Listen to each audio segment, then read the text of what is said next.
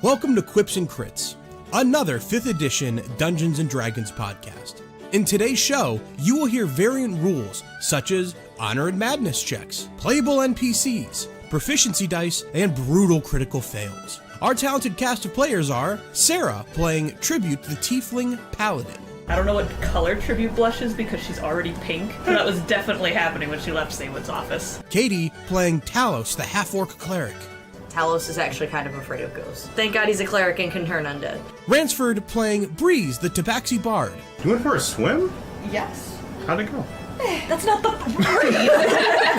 I'm sorry. Alex playing Nikos, the Eladrin warlock.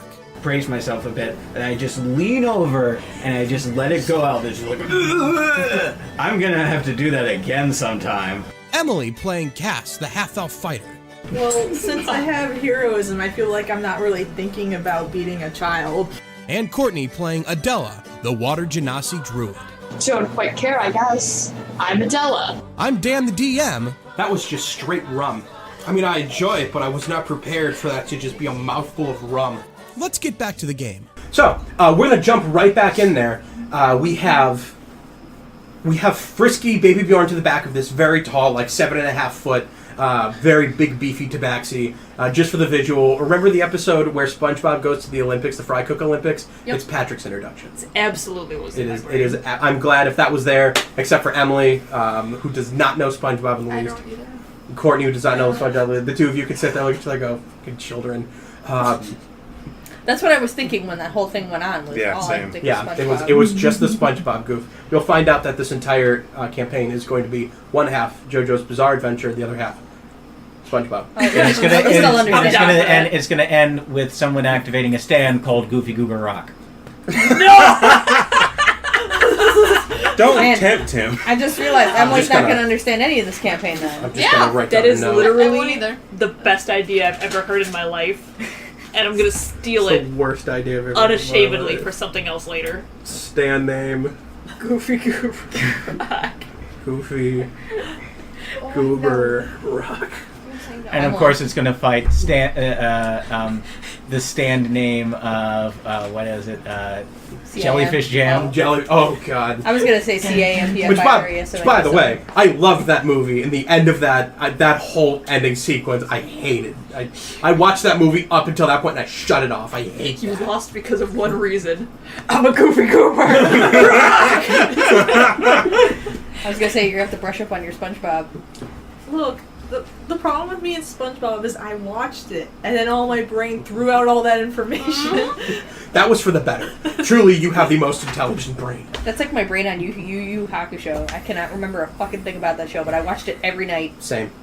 So, we find ourselves with a very Rubenesque, beautifully dressed, orange and black striped Tabaxi. He's cradled in with these jewel-adorned leather straps across his chest and his crotchular area.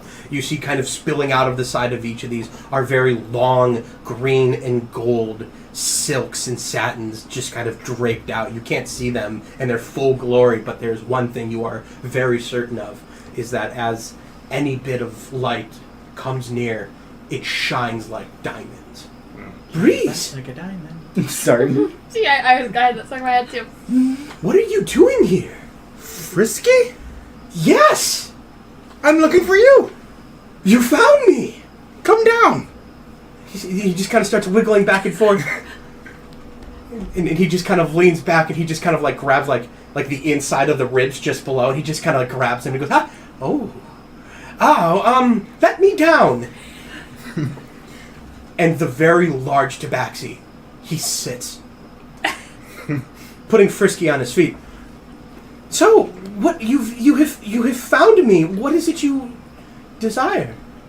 Well, first a hug. I'm gonna give him a hug. You get a hug. And you can't get your arms behind him. You end up touching the back of this large Tabaxi. And he just he's about it though. He's pulled you in. It's tight. He's resting his head on your shoulder. Roll a perception check. Oh, great. Question while he's doing this. Yes.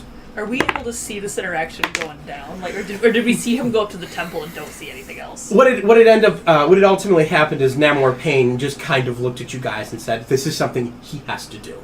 This is something that he has to go face right now as a member of this tribe. This is his soul. And after a short amount of time, once he'd seen the large Tabaxi come down, he kind of held you at bay for a couple minutes, and then he's let you go. So you'll be able to walk up here very briefly. Okay. Give us a few lines, and you can interject if you want.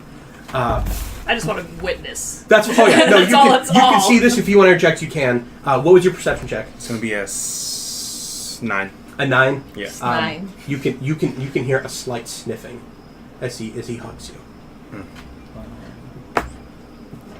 I'll come back out of the hug. I'm so happy you're here, but we should feast. Yes, a massive feast to celebrate the return of a very good friend that has come to see me in my new... And he just kind of like kicks up, and the guy just leans forward so his feet can kick. Glorious position of power? And he looks back, and then you just see the head nod. Of power! I say, yes, feast. But before feast, we need your help. For you, anything. Since you've become the sun god, you can see everything, right? That's what they tell me. Have you tried before? I haven't thought to try. Were you looking for someone? Yeah. Oh, your family, that's right. Yes. He says, okay. And he just kind of like throws his paws forward, and he shakes them, and he kind of limbers up his shoulders. And he just very quietly goes, waving his hands in circular motions. Breeze, step forward. I'll step forward. Even closer. I'll step closer. Now, Breeze, I want you to look deep into my eyes, and there you will see your family.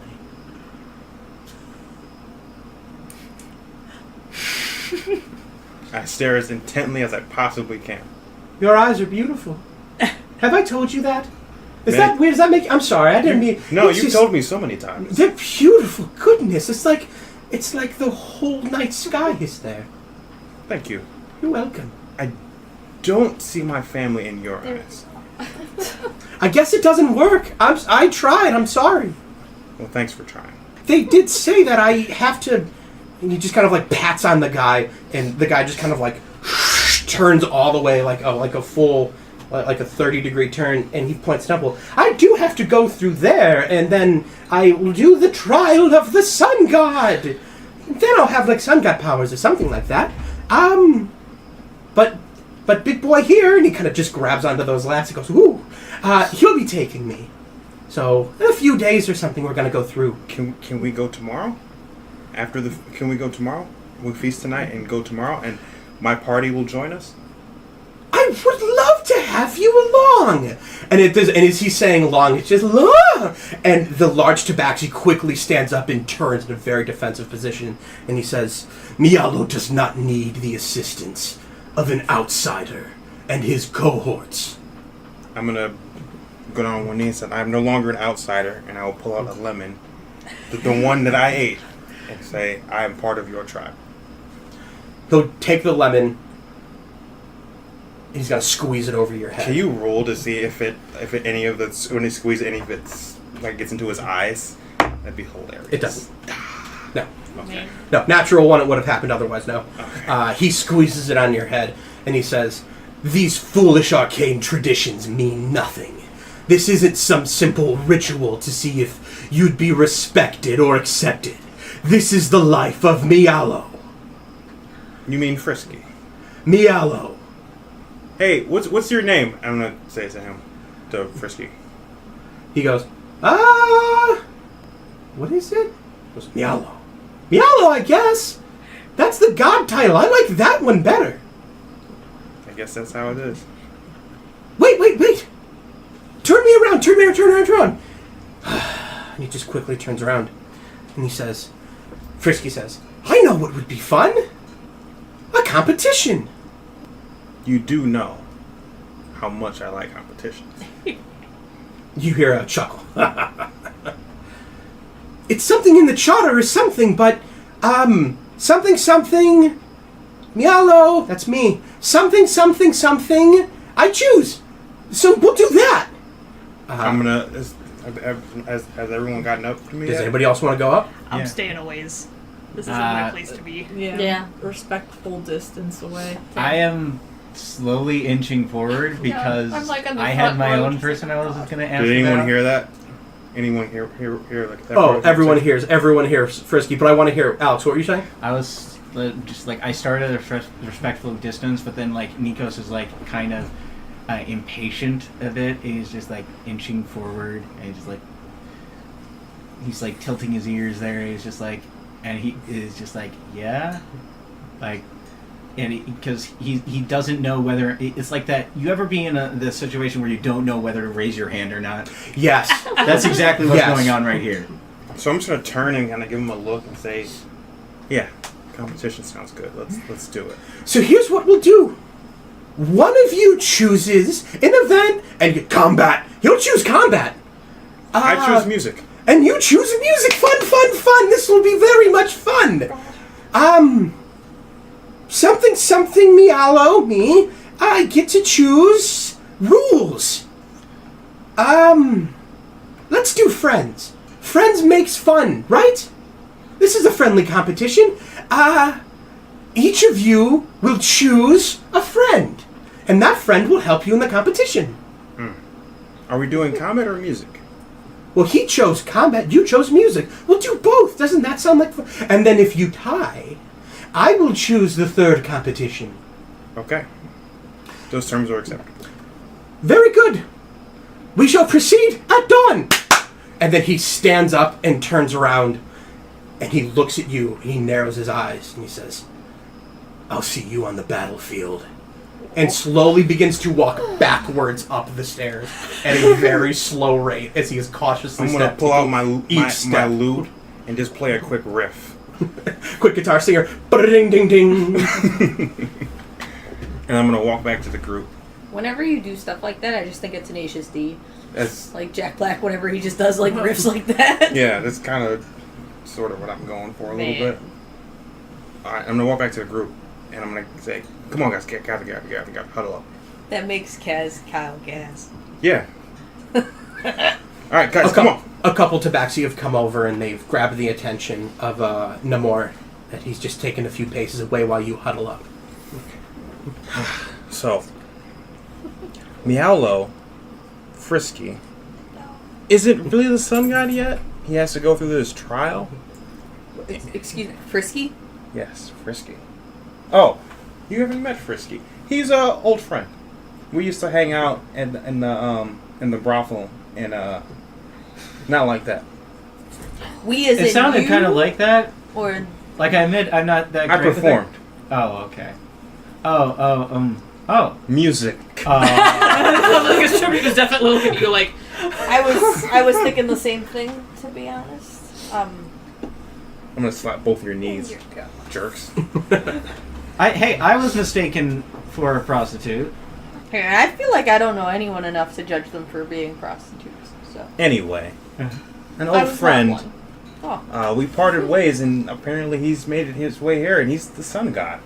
But he does not have the powers of the sun god. He has to go through this trial, and I want him to do the trial tomorrow so I could ask him to help us find my family and help us find Anna. What is the trial, though? I don't know what the trial is, actually, but I do know that I offered to help them do the trial so we can get it done as quickly as possible. And that massive dude, his envoy, doesn't want to let us do that. So we kind of accepted a challenge. I could ice knife him. No. Please, no murdering of people who have accepted me at least a little bit. I mean, he has to accept you, the odd boy guy. He hasn't, but at least now More Pain has. And I don't want to make him mad. He seems cool. And also I don't want to kill Frisky's guy, because Frisky's You can find my another buddy. guy. I mean, he would, but So- that's okay. Are we referring to this guy as Miaulo or Frisky? Because His name is Frisky. are frankly Miaulo, ridiculous. His name is Frisky, and Mialo is it's a title. It's his title. Okay. I'll know him as Frisky for the rest of my life. Anyway, so we have 2 challenges: combat and music. Tomorrow at dawn. We have 2 challenges? Yeah, he said I need one more person. Don't worry, I Now, won't pick could you. it be the same person? Does it have to be the same person for both? He did or not. He did Choose not. a different person for each. But I think I think we can do a different person for each. But I have to be one of in each of them. So if you guys don't want to do that, that's fine. I'll just die. I'm going to say, I don't know if I could help you with either, honestly. I assume it would probably be non-lethal combat. My brother has all the musical talent in the family. You don't want to hear me try music? But you do have the combat talent. Yeah. Don't want to see me fight. Cass pipes up. No, I think you should pick her for both. Really? Oh, absolutely. Beautiful singing voice. Beautiful, the voice of an angel. Truly, I learned from her. Perception check. Is he lying? Insight check. Insight, yeah. And I have Wubba lubba do this. 14. Can you give me his insight, please? You want me to roll it too, or? I've got the roll. Okay. It would be deception for Cass. Deception. Sorry, deception. +3. No, actually, he's proficient in it. What was your insight? It was 14. 14. The Addie's scum. When he says this, you look at him. Stone face. Can't tell. Stone face. He looks like he's telling you the truth. Like he has just thrown Cass's greatest secret out there. All right. Cass is my friend. I don't think he'd lie to me. I'm tone deaf. Don't worry. I'll find your tone. So, Do you really want to find her tone in a music challenge?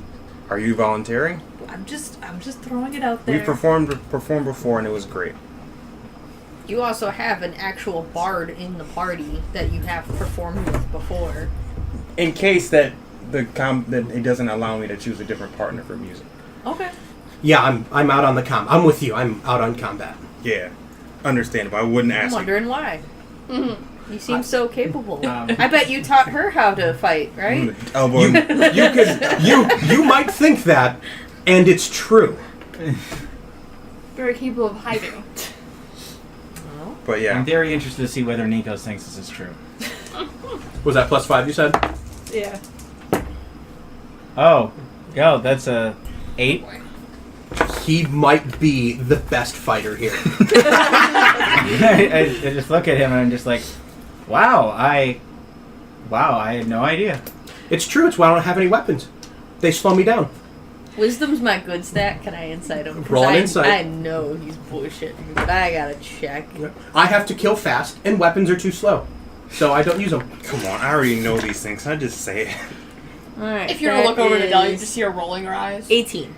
You're right. Breeze is just with his He hands. has no weapons hands. because he does need to kill fast, and weapons too slow. He is going to give a look over to you.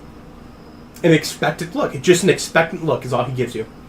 Well, then, shouldn't you do combat both times? Well, I've killed so much blood. I swore to stop. I'm too dangerous to do this anymore. He is literally a walking weapon. I just an unstoppable kill lust. No, he's not. I'm glad Cass is here to just clarify. Here, punch him and find out. No, don't do that.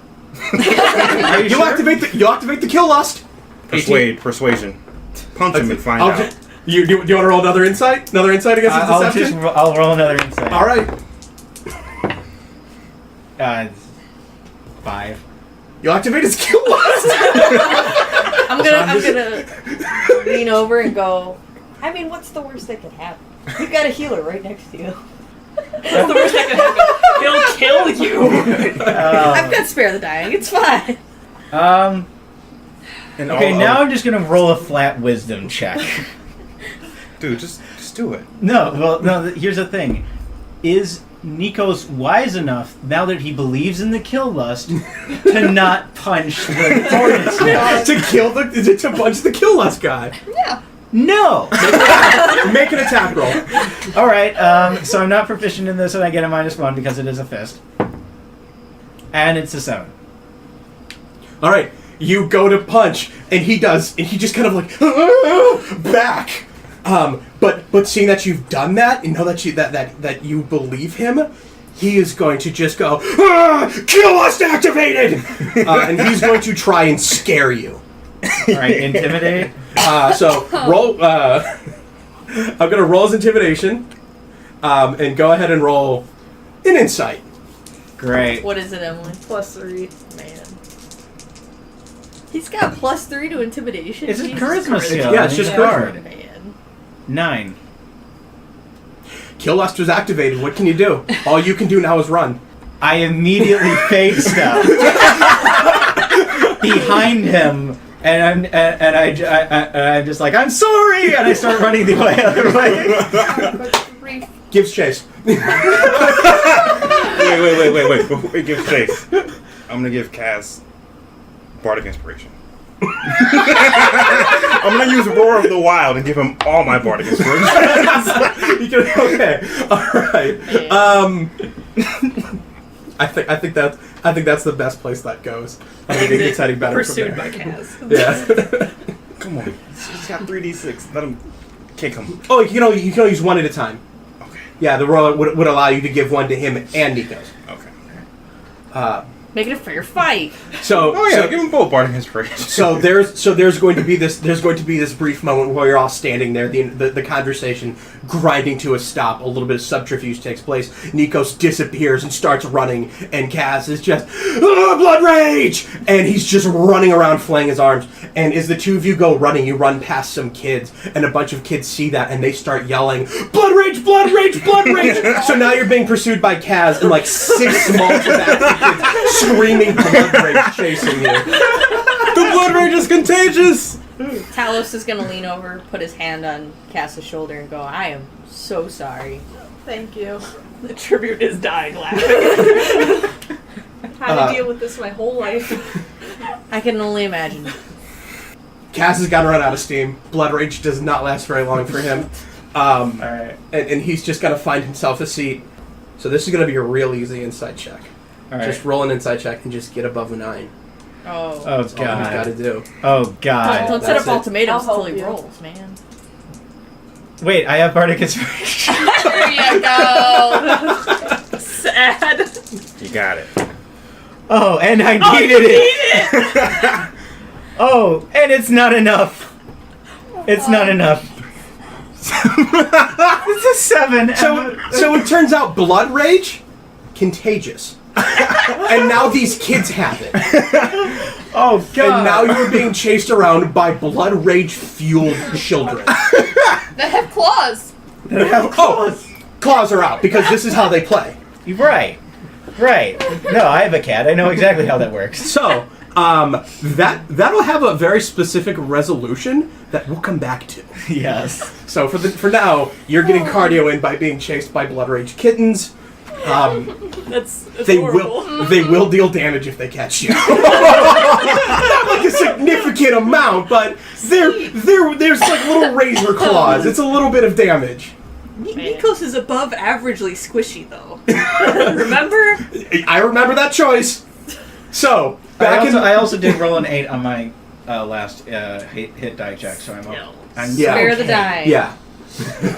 I also have my own healing powers. So, back in this huddle, the conversation comes back around. Do you want to choose now, or do you want to wait for later to choose whom you would like to join you in this competition? I'm gonna wait till later, but I'm gonna put this out there. I will not choose because I don't want to force this on any of you. I will ask for a volunteer. If anyone wants to volunteer, I would appreciate it greatly. Tomorrow. I mean, if Think no, about it tonight. Tonight. if Think no about one it. else Think about it. would, I would, but like I'm also not going to be any help to you whatsoever. Hey, you're a sailor. You can sing shanties. You would think, but it just comes out like orcish screams. Listen. If need be, I will play good enough for us both. Man. If need be. So, with that, with the ask of help and looking for a volunteer, a little bit of conversation continues until Namor Payne comes over and addresses you, and he says, "I've been told that a great feast is soon to take place. We are a bit low on items, on food, on fish, on berries for wine." And I was wondering if you would care to help us gather those. I'm going to reach into my bag of holding and pull out 1.5 pounds of jerky. And give all of it to him. Okay, this is what we got. Bam. He says, "Thank you. That's very generous. We will see that it is stored properly. But we still need to feed the whole village in excess tonight." I will also pull out 3 Kenju fillets. I'm just imagining him reaching in there and like picking lint off from like the bag of holding. Like, here's your jerky. There you go. And I'll say, this might be poisonous, but I don't know. We'll work on it. Do you want to give him the lemons too? I will give him... How many lemons did I have? Like 8. I will give him 3 lemons. And say, Excellent. this is what I think you should do with these. After having them, you should get some water, squeeze all 3 of the lemons, all the juice out of them, Yes, and yes. put some sugar in it, sweeten it, Yes. and cool it. Make it cold. We have no method of doing that. That does not take time. I can. But I can cool it. I was going to say, I can make ice. excellent. So then, the two of you can volunteer for prep with cooking. We have I believe 4 jobs that need assistance. If you would be, if you'd be so kind enough to help, we have a hunter gathering group going out. There is a kind of 4-legged beast that we get a good amount of meat from, and we believe that one should suffice for the evening. We could use a little help finding, tracking, and bringing it in. I'll hunt. They can make ice. I'll hunt. There's also going to be a small fishing excursion. We are slightly more to... we are a bit more towards... it's a couple of hours, but the walk there will take you right to the beach. The boiling sea tends to be a bit warmer these days, so it will require a little bit of finesse and a little bit of constitution to withstand the waters. So keep that in mind, especially if you're not a strong swimmer. And we do have to prep for the meals, to cook them, to skin them, to properly keep them to serve. And we have a small troop, hearing of this challenge that there will be singing and then combat later. They've been roused by that, and they wish to put on a small musical performance. They're still short a bit of people. If anyone has any musical expertise, you're welcome to join them. I have a question about this this upcoming challenge. He chose combat and I chose music. Do I have to choose the same person for each part of the challenge, or can I switch? Traditionally, the sun god, he usually keeps a companion. Though they are not bound together, they are bound together in a sort of spiritual way. Mm-hmm. We've known, it has been said that a lot of magical things can come from this. A certain connection can be forged between Mialo and his companion. As such, if you are invited into these games, you should choose a companion, one that will follow you through both trials, no matter how difficult they are.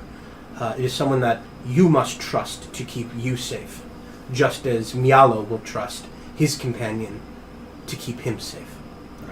Which is why he chose Red Claw. So Red Claw will be fighting with Mialo.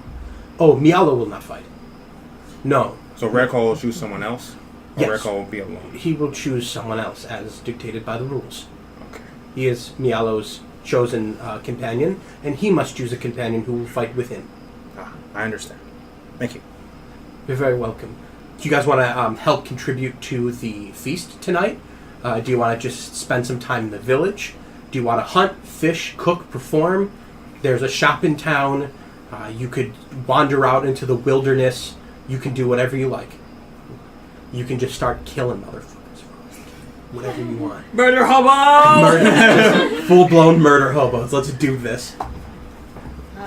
I'll go fishing. I can cook. I'll hunt. I was gonna go help cook since I can make ice and all that. So, cooking is going to be Cass and Adela. Who wants to go fishing in the boiling sea? That is going to be Talos.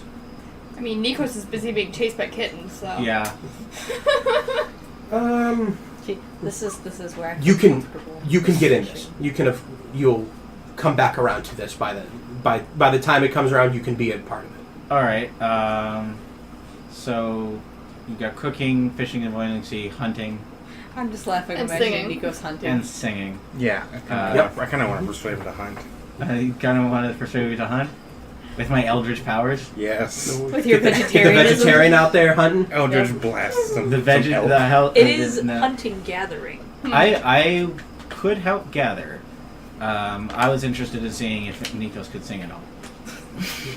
Whatever you want. I think that you're gonna find out if he can sing. All right. Well, the reason I say find out is because he's got a good charisma. So I think he's going to try and do entertainment. Okay. And you guys all heard what he said about the companion thing. So who wants to be spiritually bonded with me? I don't Talos' think I asked face that question. drops. Let's figure out the cooking and the fishing and all that.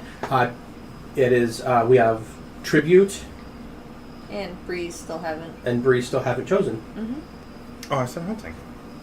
Hunting? Yeah. What about Listel and Kaz? They are. Kaz is tired from running around. I'm He just does gonna not- grab Cat. he- He's coming with me. He's a, Don't make Kaz go kill some deer. You can gather Give some us the fruit. berries! Let him take a nap. okay. Hunting. No. Kaz. And it is We can do going that to when be he's hiding Breeze. tomorrow. Breeze No. and Kaz hunting. I have some important things to talk with Kaz about. Nikos. Nikos. Yeah, I'm Nikos now. What Nikos. up? Yeah, what's up? It's me, Nikos. Bleh! Tribute. I was actually going to go to the same place as Nikos. I'm interested in the entertainment group. I want to learn more about these Maztican songs that Breeze was singing. Okay. Meow, meow, meow, meow. So, well, you ruined the punchline. So, Cass and Adela are going to be cooking. When you let Namor know, he's going to direct you towards where a very large fire is beginning to be built. Stones are placed around. Split blocks of wood are beginning to be kind of put up in kind of a small teepee and then stacked around so that this large fire will have plenty of heat to cook. Talos will be going fishing. Yes. Breeze and Kaz will be hunting. I totally thought Adela would come fishing, and then I realized that would be like No. catching her friends and planning to have But some everybody else fish eat are them. eating fish. Yes. Yes, some fish are eating fish. I think it would be very funny. She's going to. No, not that one. No, that one's fine. Fuck that one. Yeah. Oh, you can definitely have that one. She'd certainly make it easier, but I understand. All right. So she's not gonna talk to him. Yeah, just Yeah. come here. You run away. Come you here, come all here. Fox. Die. Also, I totally don't think that's how the songs go. I think it goes, I want chicken, I want liver. Hey, I'm not translating. No, I just don't. No. Sing me the song of my people. Just sounds like a bunch of cats outside fighting. Yes. It's a war song. Cass and Adela, you are pointed over to that large fire, and you are told to speak to Overcooked, the cook. Overcooked what? I have found the naming convention for these, and I'm going to butcher it front to back, which is also a cooking joke. What's Is it his not full the name? Warrior Cats Is it- naming convention? No, not quite as good. Breeze over troubled seas. That's so good. See, that's good. Overcooked Yeah. for the cook is not. Well, his full name is Overcooked Salmon. Is I can't. The only problem with Breeze Over Troubled Seas is I can't not hear Bridge Over Troubled Water every time I hear it. Why would you put that in my head? It wasn't in my head, and now that you I know, said I have it, Disney I'm never songs going to be in able my to hear head. it. Talos. I started it though. Sorry. Talos, you will be joined by a group of 3. The one you are told to speak to is a Tabaxi woman named Sinker. Alright. The last name Swim. Yep. Nice. You got a lot of fun with these names. Breeze. Oh wait. We've So all, God. at this point, we've all got negative inspiration, and it just cancels out. oh yeah, just everything's getting dragged so far low. We're gonna hit a bottom, and that's the new peak. I can't get lower than I am with Addie, so it's fine. Breeze and Kaz, they will be going to speak to Hunt for food. I'm sorry, it's Hunt Faux Food. Hunt for food. Hunt Faux Food. A beautiful name. Ghost and Tribute will be seeing Jungle Song. Let's start with fishing. We already made the joke of the lion sleeps tonight, right? Yes. Because that's what came into my head when you said Jungle Song. No, I've got Jungle Fever. Talos, you walk over near where you see the 3 Tabaxi are standing. Sink or Swim is handing out long, like 6-foot spears that have kind of a rounded, pointed edge at the end. You hear them kind of communicating in that tongue that you don't quite understand. When you come over, you see that there are 2 large male Tabaxi. They look over to you and they kind of have a sour look on their face. But Sink or Swim comes over and she says, "You will be joining us? Yes. Good, good. Follow." Alright. And you are handed 3 spears. Alright. Make them count. And you begin to walk further west. Breeze and Kaz. Breeze, you are pointed towards a hut. One that was earlier seen by Nikos. There is a hut that has a lot of animal skins kind of pulled apart and spread out for tanning. There's a lot of them just sitting on top of the roof. You see he's rolled some up and he's put them out on kind of a stump for people to come and take as they desire. You go up to the door, and when you knock, you hear just the telltale sounds of footfalls, just pop, pop, pop, pop, pop, pop, pop. And as the door creaks open, there's no one standing there. Until you look down, and you see this Tabaxi who's like 3.5 feet tall. Hello. Hi. Your voice is deep. Really? I've never heard that before. Glad I'm the first to say it. Same. Are you here to help me hunt? Yes. Very good. I'm told there will be a feast, and we will need a lot of food. Now, are you and your, and he looks over, girlfriend, It's a dude. boyfriend, Dude friend. dude friend, familiar hunting from the trees? No. Kaz. Yeah. Then this shall be a learning exercise for you both. He gathers up 3 longbows.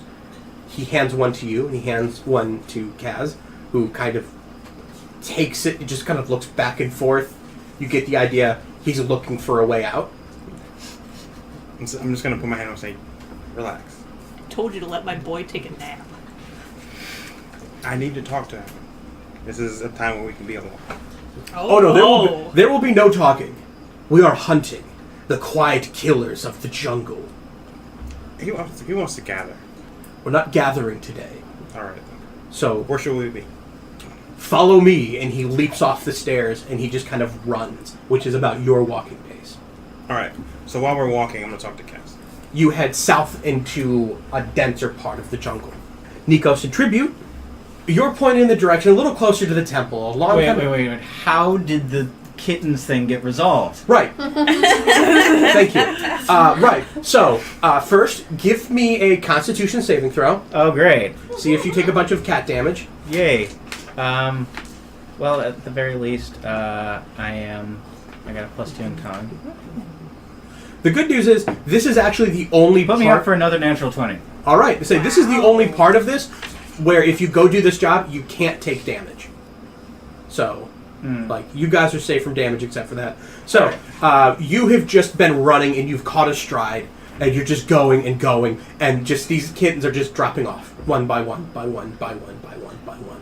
And there's one last kitten who is just invigorated by this. Mm-hmm. And as you're kind of starting to slow your pace, seeing them drop off, he just catches a burst and is pulling up on you quick. You quickly stumble forward and just kick that sprint back up. And as you just kind of peel out and try to get around the back of the temple, you turn around to see that very large Tabaxi has grabbed the shoulder of the child, who looks up to him, and you cut that corner. Oh. You come around the other side, and you see Tribute standing there. A bunch of Tabaxi are kind of pulling skins over drums and trying to tie it down with leathers. You see these kind of misshapen wooden instruments. They're hollowed out with holes on the top and the fronts and the sides. And they're just kind of blowing into them. They're getting a very low noise coming out of them. And they're kind of speaking in that native tongue back and forth. And they're pointing at each other's instruments. And you see Tribute just having walked up and stood there. Right. Yes. I have bells. Excellent. Excellent. Alright, so I'm just going to come in and be like... Planning on casting a marb anytime soon. The blood rage was contagious. I'm just gonna look at you with this look of, like, endearment on my face. Like... Right. So I'm going to leave you guys there for a moment. Cassidadella. You walk over to the pyre, and you see that a very large iron grate is being carried by several Tabaxi. And it's just a little bit bigger than the radius of this massive bonfire. They drop it on top. There's wooden legs that have been kind of shored together with some sort of glue and leather to hold the legs up. They drop it on, and you can kind of hear that wood creak underneath. And you see this large iron grate beginning to heat up, and some of the water sizzling off the top. You see there is a Tabaxi man. He's very tall. He's got that same black jaguar-esque look to him, but he has, pulling out of a bag next to him, he pulls out this weird mushroom. It's very cylindrical, and then at the top it's got a large cap, and he puts it on his head.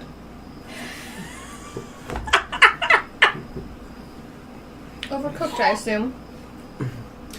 He says, "It won't be." No, wait. He goes, "It won't be tonight. It'll be perfectly cooked." We heard you needed help. Yes. Would love some help cooking. I see that you have brought some foreign meats, and he kind of extends his hand over to where these 3 cutlets of the kenju. And he says, "I am excited to see how you prepare them. We've never had them before. And I should like to see this is served to Mialo himself as a special gift." So, I'm not quite sure it's eating meat. there is no may or may not. Kenju meat is poisonous. Unless it's cooked correctly. Oh. So, do you poison their sun god? Let's find out. No pressure. So let's go back over to the fishing expedition. Nope. That one. Start rolling those dice. Get out the bad Yep. rolls. Exactly. Talos, you're walking through these woods. The 2 large Tabaxi, they're kind of standing behind you, and you feel there is kind of an ominous presence. They too are armed well with spears. You're about their height, perhaps just a squeeze shorter, but physically, in just short terms of physicality, they dominate you. Yeah. And you have been separated from your party in a very lost place. But this female Tabaxi in front of you, Sink or Swim, she's very kind. She turns around with kind of... She has a look of confusion, and there's a lot of times she'll kind of extend her hand out just in front of her, look around very confused, clench her hand again, and just kind of turn in concern. Okay. Is everything alright? Yes. She just kind of like does this waving gesture to back. Don't speak good to you. I understand. Good. We try. I'll try as well. Good. Follow. Alright. The walk is about 2 hours, but the jungle thins out, and you eventually see a beach. And as soon as you're out there, you see that both Sink or Swim and the two larger Tabaxi, they begin to strip down to the nude, just straight nude.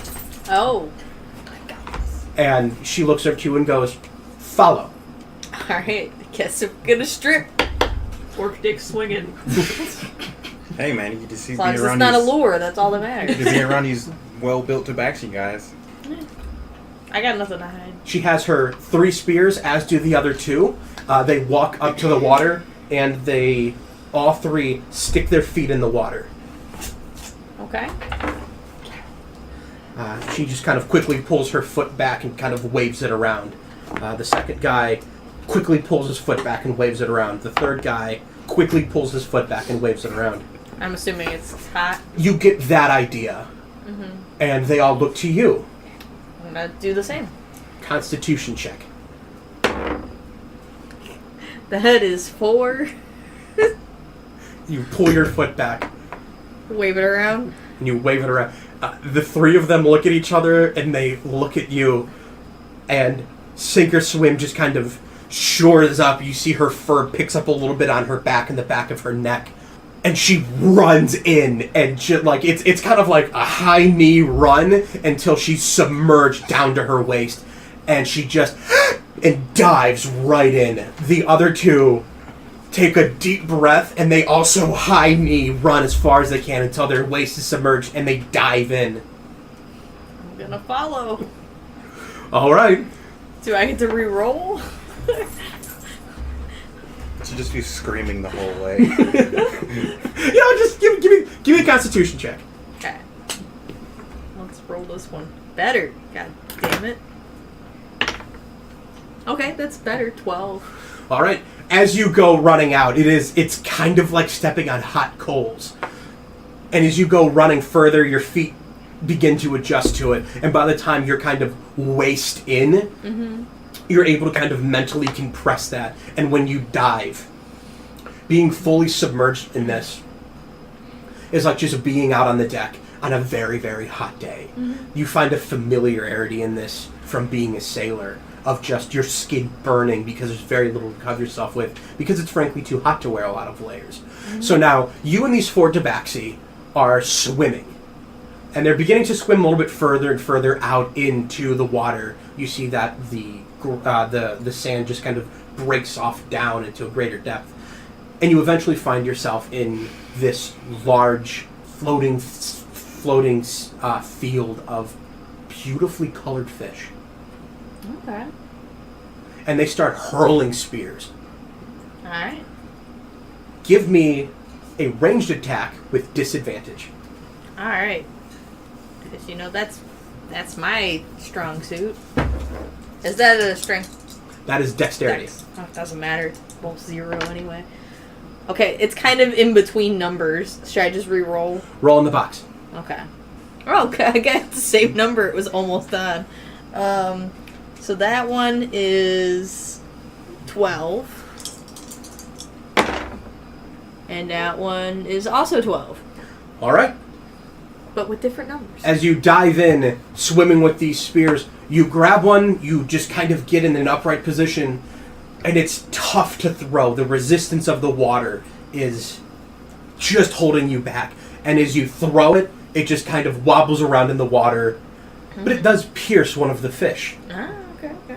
Over into the jungle, where Breeze and Kaz are beginning their way out. You see that Huntfo Food is, as he's walking, you hear him just kind of like very quietly saying something to himself. He's looking around, he's doing a lot of like dipping his paw in his tongue and just kind of holding it up, and then holding it in a direction, looking at it and following it. What did you want to talk to Kaz about? Kaz, you're the only person here that I think I really have a bond with, so I think I'm going to choose you. Offended. But I know you don't want to do combat, so I'm thinking since the second challenge is music and the third challenge is something that Frisky will pick, I don't think Frisky will pick combat again. So I'm thinking we just straight up concede combat, or I will try to do some underhanded stuff to see if we can do stuff. But if either of us start taking damage, we'll straight up concede, and then we'll crush him in the music, and we'll roll the dice on the third one. Breeze, I really appreciate the nomination.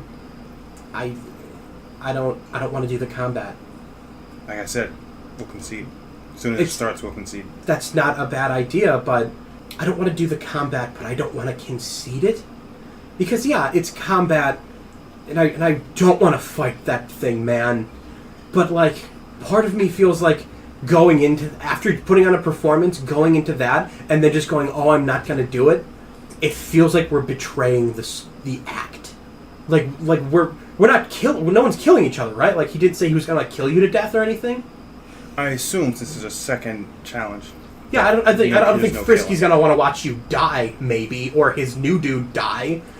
And I feel like going in there and just be like, oh, I don't want to do this one, I'll just try to win the next one. I feel like the grandeur of it all stops. If we're talking about grandeur, we could put on a show.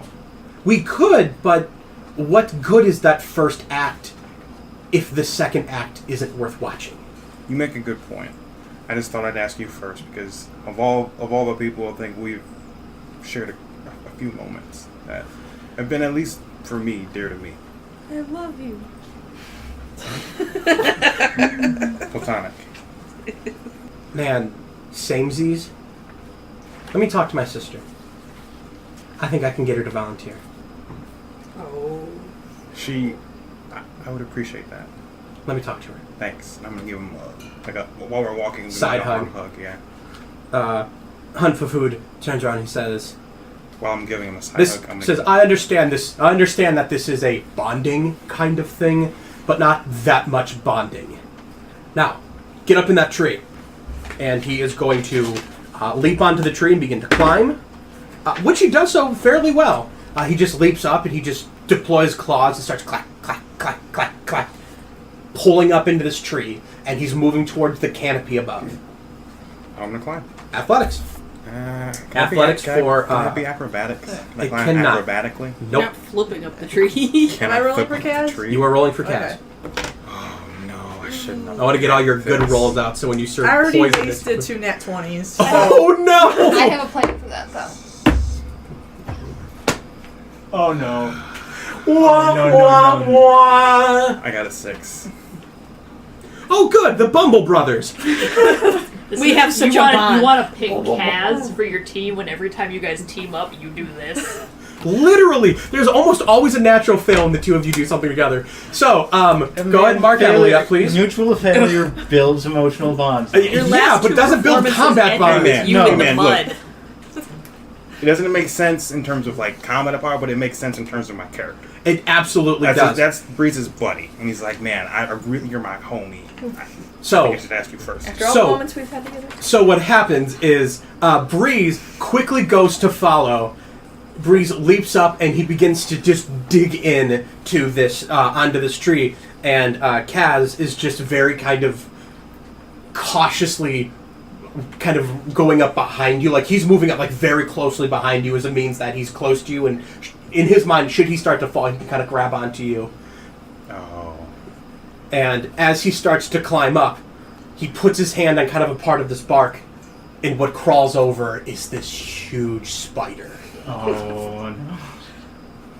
And you hear this very quiet. Breeze. Breeze. Breeze. yeah. Breeze, there's a spider on my hand. Stay calm. Okay. Don't move. Okay.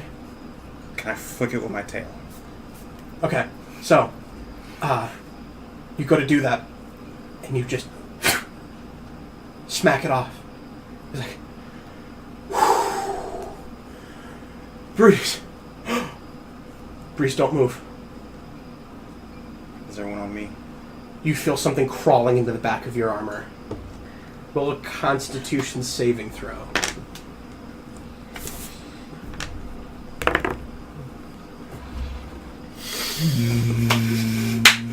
Where'd my chart go? Why do you ever put it away? I shouldn't. Whenever anyone is doing anything. So this thing begins to crawl down your back, tickling you. Can you just smack my back and smash it? Yeah, and he quickly grabs the quarterstaff you gave him. Go ahead and make an attack roll for Kaz. Okay, I'll try this one, see if this one's any good. I'm not sure we want it to be good in this situation. That's true. What is the attack bonus? Dex for plus it? 2. Okay, Dex. So that's plus 4, so 14. Was your AC? Misses. It misses? Oh, no. 14? Yep. Ah, meets beats. He slams it onto your back. You feel this warmth fill your back, but you also feel a minor pinch. This causes you to freak out. You let one hand go to try to grab this thing, and the two of you tumble and begin to fall 5 feet onto the ground. Okay. That's fine. Hanfo Food looks over and says, Wait. Do we fall in like that anime? yes. Oh yeah, right on top of each other. Just like back, boom, just right on top of each Who's other. grabbing the titty? He's just ready to grab, and then he says, too close! Hanfo Food looks over from a large branch, and he says, I'll drop a rope. Thanks! After you are able to ascend the tree, he says, the best way for us to travel throughout the jungle, especially with these pirates about, is we travel from the canopy. Heavy vines tend to grow around them, and they can be used for swinging or even for storing. We're going to be hanging from them and firing our bows.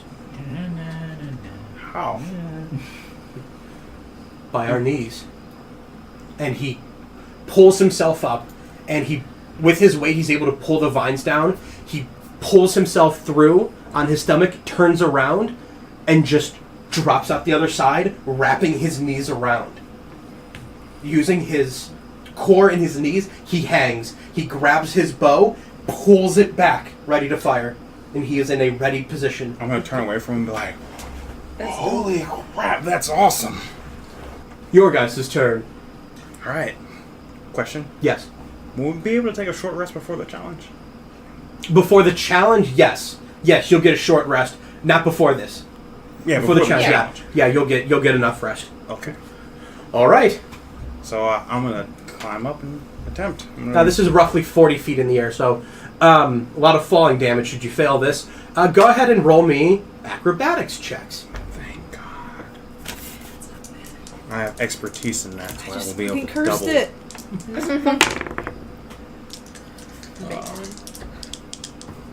12, 16, 18. 18 for a breeze. Wait, why did I roll this? I didn't need to roll that for him. Jack of all trades. No, he has. No, the PCs, the NPCs don't have proficiency dice. Okay, so that is 18. Kaz is able to just kind of monkey bar over. He pulls himself through, and he is able to just kind of lock with his knees. When Kaz does that, I'm gonna give him a little fist bump. His fist extends, shaking. Just Kaz still has that bardic inspiration I gave him earlier. Okay. Fired. All right. It doesn't last that long. We're going to go over to Nikos in tribute. Mm-hmm. Katie, could you please find out if bards have proficiency with longbows? You got it. So, No. I can tell you from Elle, they don't. bring it back. Alright. Elle only had one because he was a wood elf. Neither of you have proficiency with I'm gonna longbows. sort of pull my gun. We're gonna do this stealthily. No, you just stick a silencer on it. That makes everything work. Wrap your hands around the end. That'll silence. Stick a little bottle on the end of it. Right, just it'll contain all of the noise. Nikos in tribute, you're standing over where these musicians are sitting. They're preparing their instruments for the night, and one of them looks up to you and begins to speak in the native tongue.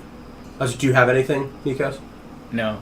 Okay, all right. You guys were kind of looking in. Okay. And they both look at each other very curiously. And they look back to you in kind of this, your turn. How do you want to try and communicate with these musicians? I only know 2 languages, and Common is the one they were most likely to speak. So. Yes. So, Nikos is going to try speaking Sylvan. These people lived near a Feywild portal for a while. It's possible they might know it. Okay. And he's going to try and he's just going to ask, do any of you speak Sylvan in Sylvan, and see if any of that happens. They look at each other and they just kind of shrug their shoulders. One of them shakes their head no. They're assuming you're talking. You're trying to connect. You're trying to find a common language. Right. So I'm going to try Elven next, since it doesn't look like they speak Common. Maybe Elven. It doesn't appear to work. All right. And so the last thing I'm going to do is I am going to make a minor illusion, and this is something that minor illusion can do. I can make a ghostly sound, right? Mm-hmm. I'm going to make a ghostly sound of flutes playing. Okay. Yeah, and I'm just going to do motion. I'm just going to like make that, and then I'm just going to look at them and see how they react to that. And like the idea being like, I can kind of do music too.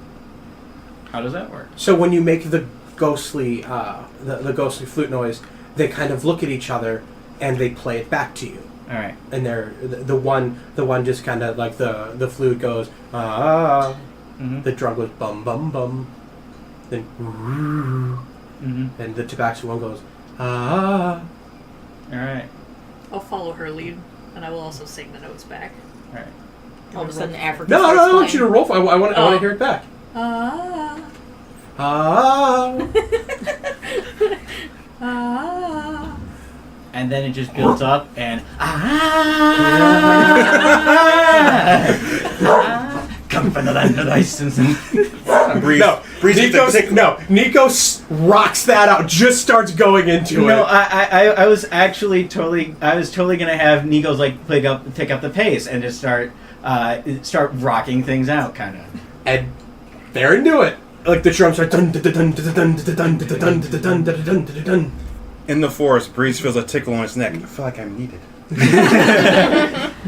Dude, so Tributes legit has bells as part of her her background, which I always picture to be like those foot dancing bells. Okay. So she could totally join the drum guy on Tambourine stomping the almost? rhythm. Okay. Yeah. So I'm gonna strike a little dance. So you want to take instead of performing with your voice, you want to take kind of a musical dancing, kind of a bell tap. Both. Okay. Blowing his mind right now. And you're not here to see it yet. Nikos, they are loving what you're doing. All right. They are building on it. They'll occasionally stop and they'll say something to one another. The other one will nod, and they are just going with it. You have just become the lead singer of this band. Oh, great. Nice. All right, and no one can understand me except the people who speak Common, Elvis, or Sylvan. Which are very few people outside of your group. So with that, the band seems set. I'm about to become the equivalent of Rammstein. I've said it before, I'll say it again. If you guys want to do a thing where you pretend to be like a traveling bard party and like adventure on the side, we'll do that. I will scrap everything to do that because I like that. No, I'm serious. I am going to have Nikos death metal scream. Okay. So I can't do it in real life. That's the only problem. But I'm gonna have Nikos. You're gonna have to try. I will try. I'll ask. Now I'll do my best Agretzko's impression because that's where I got the idea. Back at the fire pit, this large grate has been heated up, and you see that they have been cleaning it, and a couple large jars have come over, and it looks like they're throwing something like a very thick fluid on top of it. And as it kind of goes on, you hear it sizzle and bubble. And they begin to start throwing what looks like small leaves, garnishes, and seasoning on top of it. Let me see. Overcooked looks over to you and says, "So, what is it you feel like cooking today? What are we gonna have? How are you gonna perform this? How are you going to make this kenju meat?" You deal with the sides, I got the meat. Are you sure? Yes. Okay. Ice knife. Serve it, and then just kill whoever eats it. That way they never have to eat it. Besides, we have a lot of root vegetables, things we have dug up out of the ground. We have a lot of berries. We found berries recently. Deep red berries. Deep red ground. Oh no. We take those. Give me those. We have not tried those know yet. what those are? We have not tried those yet, but we think we try. Okay. Oh god. Yeah. Give me the red berries to go with the meat. The massive onslaught. Yeah. So you essentially have root vegetables, which are like potatoes, carrots, Yeah. other things, turnips, beets from Ed and Eddie, the beets from Doug. You can eat them. That's fair. Okay. You also have onions that have been pulled up. There's a greater bounty of berries and such. Of berries, fruits, things that have been growing on trees nearby, things they're pulling off of bushes. They're not entirely concerned with how poisonous they might be, as they have a very high constitution against those things. You and your friends don't. I got this though. But the Kenju stuff is obviously very poisonous. But like the smaller berries are still poisonous. They might give you hives, but those have been kind of put as the sides. Again, you can just bullshit this and it'll be real. I don't care. So, the main cooking is going to happen when everyone returns. So you're just kind of prepping stuff right now.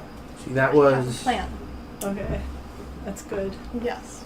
So let's go back to the fishing expedition. Yee. So now that I you... have.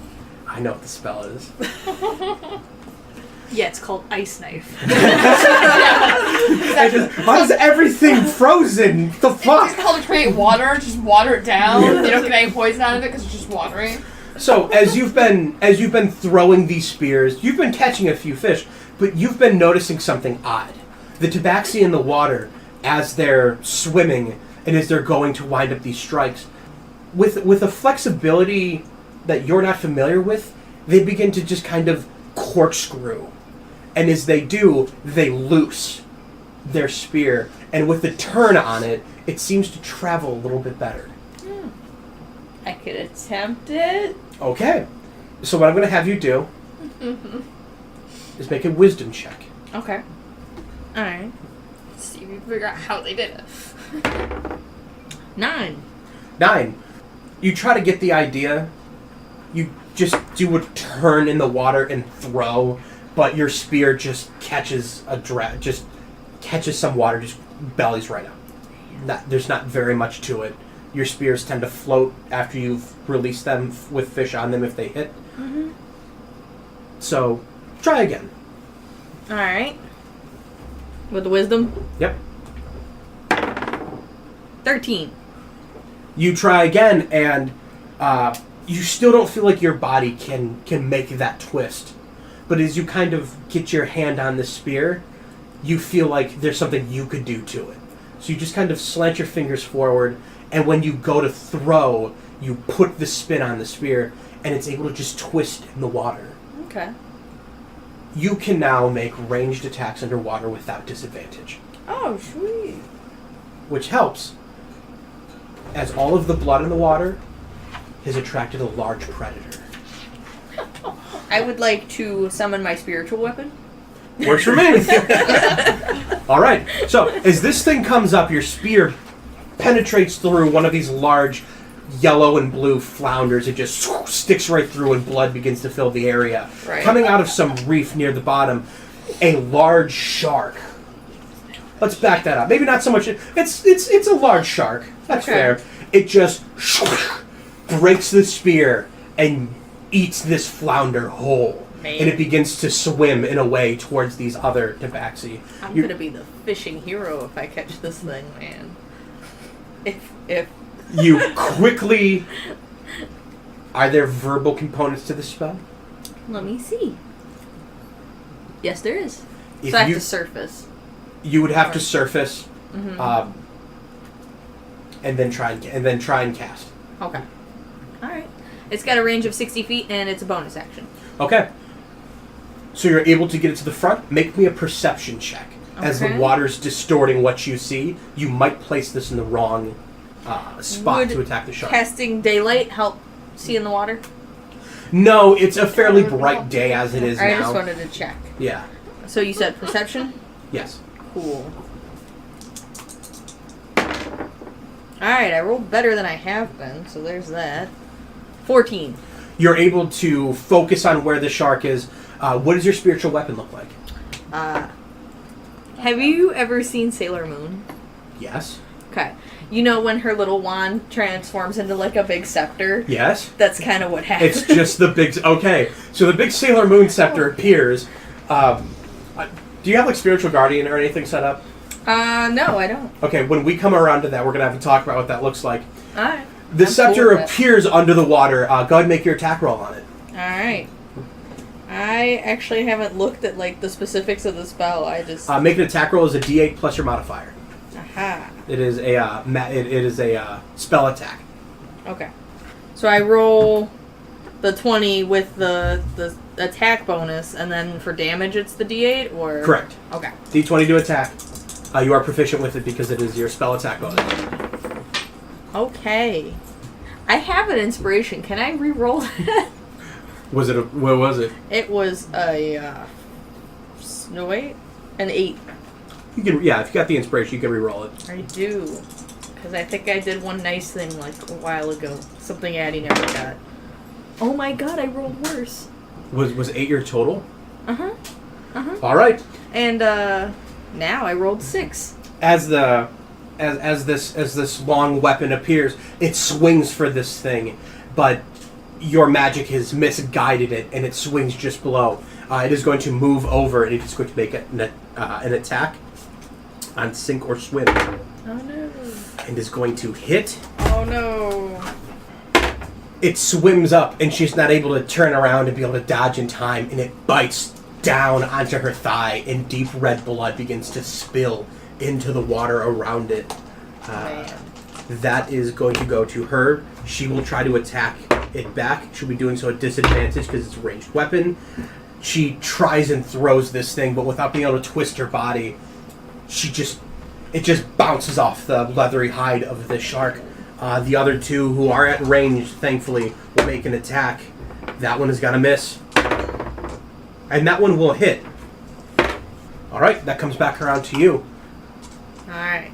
I'm going to try to make another attack with better freaking dice. We'll see. You're the best roller here. If you start rolling bad, that spells doom for everyone. Not with these dice, I'm You not. say I think she's the best roller here, but I think she's currently winning in crit fails. I am. Oh. It's the dice, I swear. That's why Karn's dice are hold such a place in my heart. It's memory versus facts. Yeah. Whereas Emily is almost winning nat 20s.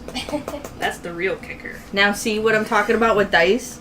I just rolled 18 plus 3. That'll hit. Go ahead and roll a d8 as you add your wisdom. Like, you see what I'm talking about here? And you still have an attack action. Yes. Alright, so D8. 8 plus 3. So that's 11. 11. And then my attack action. Sure, I'll make it. No, I almost grabbed the whole dice again. And that's, I added an attack bonus to that. You are now proficient with that. Okay. So, it'll be a d20 plus your dex plus your proficiency. It'll just be the proficiency of the d20, honestly. Yep, 6. Yep. You dive underwater and you try to get your hand on that spear the way you had before, but you're rushed, and as you throw it just kind of turns and fizzles to the side. This could get real bad for her. This attack lands. The shark, grabbing onto her thigh, bites down, and you see bubbles leave her mouth, and her leg drift off in the current. Oh, I can fix that, maybe? She is unconscious. Oh, no. And she will automatically fail at death. She will try to roll. She will succeed a life. One of the other Tabaxi, the first guy is going to try and throw on him. Okay. Will hit. this last spear is thrown and it stabs the shark in the eye, pushing far enough through that the shark thrashes around a little bit, goes belly up, and begins to float to the top. The other Tabaxi quickly swims over, grabs her, is beginning to surface. Okay. Whose turn is it now? We'll come back around. Okay. She just lost a leg, and you're like, yeah, we'll come We'll be back back. to it. It'll be okay. Breeze and Kaz are hanging upside down now. I thought your mouth was just open. I'm sorry, that was so funny. That's brownie, folks. Are hanging upside down now from vines in the canopy. Both of them are desperately trying to pull and hold the full weight of this longbow, as Hunt Fofood is doing without a single shake or blink. He holds it with an expertise. And as you've been sitting quietly, a tall, huge, with a massive horned rack on its head, beast comes just very quietly walking into a small meadow you have camped outside of. A whisper comes over for Hunt Fofood. This is what we've been waiting for. You have to be quiet. So give me stealth checks.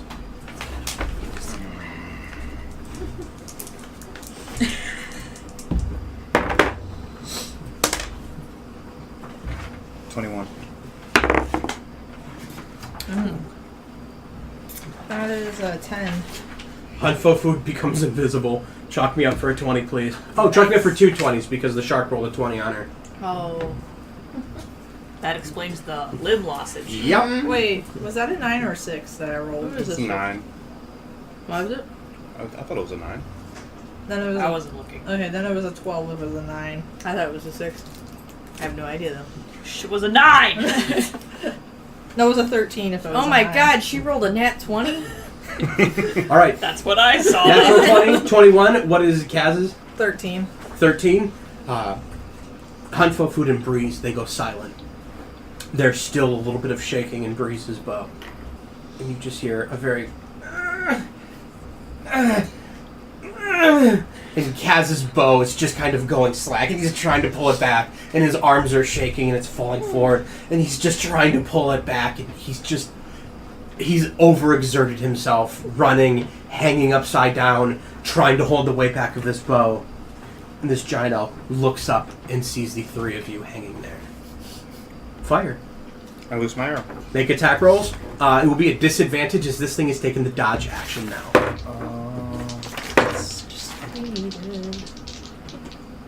Oh, wait. Hold on. Oh, Kaz.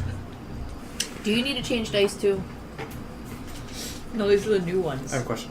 Yes. This is Do I their get any test. spell slot back when I'm on a short rest? No. Set it at disadvantage? Yes. 15. Plus dex, so Yep. 17. You will hit. Hunt Fofood will hit. 4. 4. He just lets go, and the arrow just drops right from where he's at. That is going to be a D8. D8. Plus your dex. It's going to be 8. He yells, I used all my blood rage! So that'll be 8. How much damage? 8. Excellent. I love your garbage, brother. Hunt Fofood goes, fuck, you didn't do it! He pulls himself up, reaches for another vine, and swings from it. With the bow in his hand, he grabs onto the other and is swinging after this thing as it is running. What do Kaz and Breeze do? How far away is it now? It's probably 30 feet. He's moving about 15. I'm going to fire another arrow. Okay. Disadvantage, and it's going to have additional cover. I'm going to fire one more arrow. Now I'm going to ask you, Emily, does Kaz keep trying? No, I don't think he would at this point. All right. I was going to miss. Sounds fair. What is it? 4. Yeah. You just take the bow out again and you fire, and it just off, clangs into a tree somewhere. He is going to try and take another shot. Misses. And it's gone. And he looks back to the two of you, and he says, "We'll gather some berries. How's that sound?" Sad. I'm gonna say, I usually hunt with short bows. You should have said something. I would have given you one. I didn't know you had them. Sorry. I'm a hunter. Of course I have them. He says, "All right, look." He swings back over the tree. You're able to descend. I'm asking, it's bleeding. Can we track it?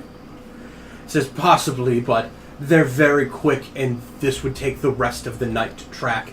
And frankly, I don't want to miss the feast, even if we don't have the meat."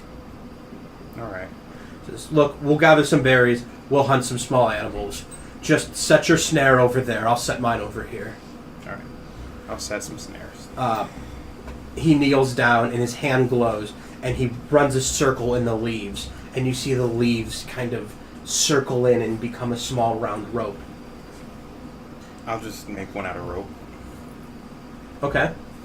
I don't think I can do that. Go ahead and roll a d20. Add your intelligence. Good thing that's not my dumb stat.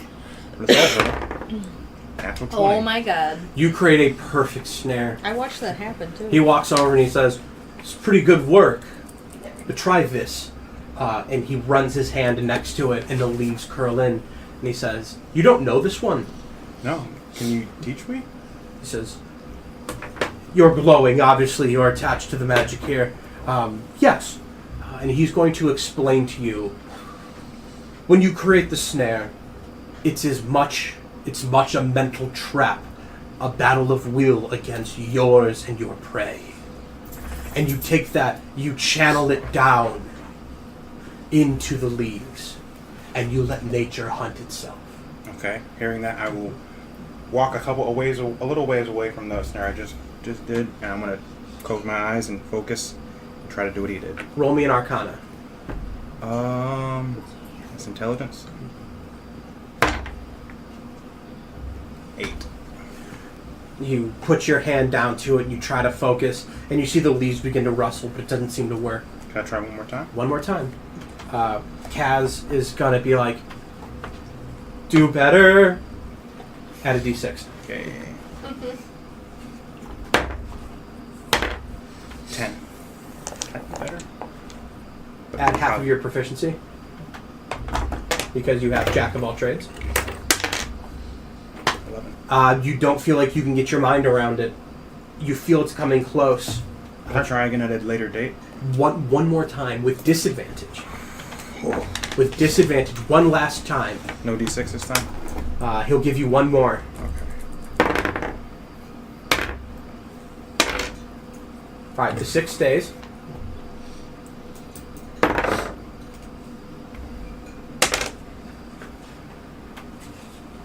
Uh, 13? Alright. With a 13, you're able to focus that, and with a little bit of practice, it doesn't look great, but you're able to get the leaves to form into this small trap. You have learned the snare spell. With that, you're able to catch a lot of small game, and bring in a couple more berries. Nikos and Tribute, you have been speaking with the other three Tabaxi. In air quotes. With the most beautiful language of all, music, and you're beginning to prepare a set, which you will have to perform at the end of the meal. So you will be set. Boo. Well, he made the joke. I just laughed. All It right. wasn't a joke He until makes you a lot made of bad joke. jokes, okay? You don't have to laugh at all. It's okay. I got a shitty sense of humor. I'm sorry. So the hunters and gatherers are bringing back food. Let's resolve what happened in the boiling sea. So Talos, you're able to see this incident, and you see them desperately bringing her onto shore. You see a large chunk of her leg is bleeding profusely. Yep. What do you do? I'm going to try to rope it in and try to join them on shore. Like, try to get the shark and join them on shore. 'Cause Okay. that's all the fishing we really needed. Like, shit. All right. So there's a couple still of the spears that has a couple fish on them. You can grab those. I'm going to try to collect them, yeah. So you bring all that in onto shore. That could stabilize her if not. So I'm not too worried. This if you spared the dying, she would just reset her death saves. Yeah. Because she's bleeding to death. Mm-hmm. But I also have Cure Wounds and Lesser Restoration. Okay. I'll tell you what. Roll me a medicine check. Okay. You had to wait till all my fingers were covered in chocolate, but yeah.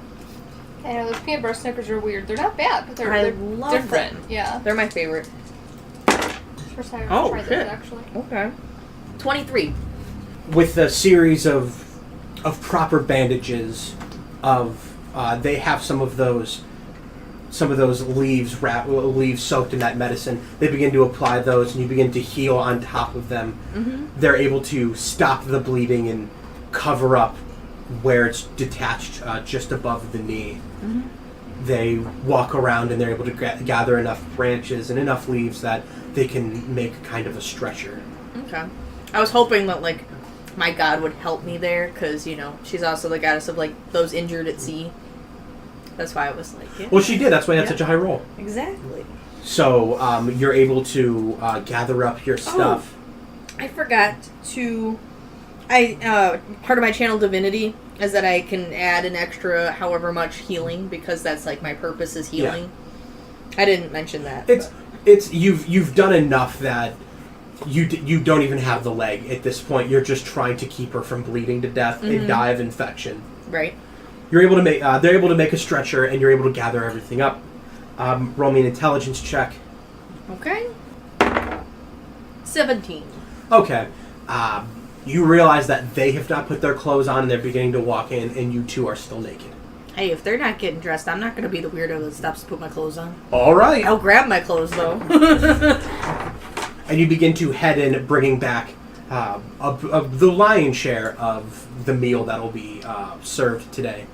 Speaking of which, you are brought back a lot of small animals, like bunnies, squirrels, large spiders, things of mice that. to leave in a shoe. Mice to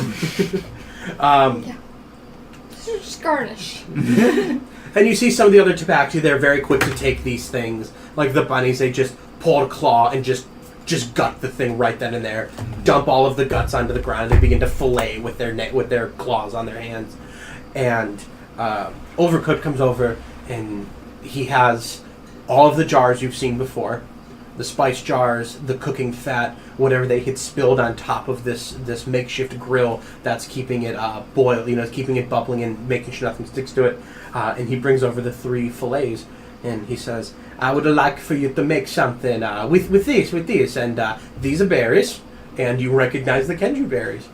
Make us something real special. Mialo will dine on it himself." Alright, I got this. All right. Okay. What's the plan? Alright. I'm going to take some of the... Because we've got the jerky in that too, right? Mm-hmm. Jerky and lemon. I'm going to take the jerky, cut it up to little pieces. Okay. And put that in the pan. To get a little bit of fat and everything from that. Okay. I'm going to cast Purify Food and Drink on the berries and the Kenju fillets. And sear those in the pan. Get some of the Kenju juice that's from the berries. And then at the very end, just kind of squeeze the lemon over it. Give me an intelligence. Cass? I was going to stir fry the veggies, or all the different vegetables together. Okay. There is a form of like a wild rice that grows out near the swamps. There's not a ton of it. 20? Yeah. Perfection. Hey. There's not a lot of it, and they do store it, they keep it, but it's been brought out for this. So you even have like a nice rice to go with this. You have a lot of seasonings, and they actually have kind of this, like that gooey substance is alongside you. How do you want to make this stir fry? I have no cooking knowledge of stir fries. Just swing the bat. Okay. Just start talking about Watch it. enough cooking channels. Yeah, I know. I can't remember anything. I guess just make sure they're all like evenly like chopped, like same size. Okay. And then add like some sauce, like or butter or something, so that Okay. All right. Yeah. so they cook down nicely. Sauce is a butter. Or butters is sauce. When it's melted. Hey, can be if you do it right. Yeah, because if you put butter and flour together, it makes them Pauline. The roux. Yeah, the roux. That was the word I was looking for. Yup. So you make a good roux. You put it in there. You've got the vegetables chopped up.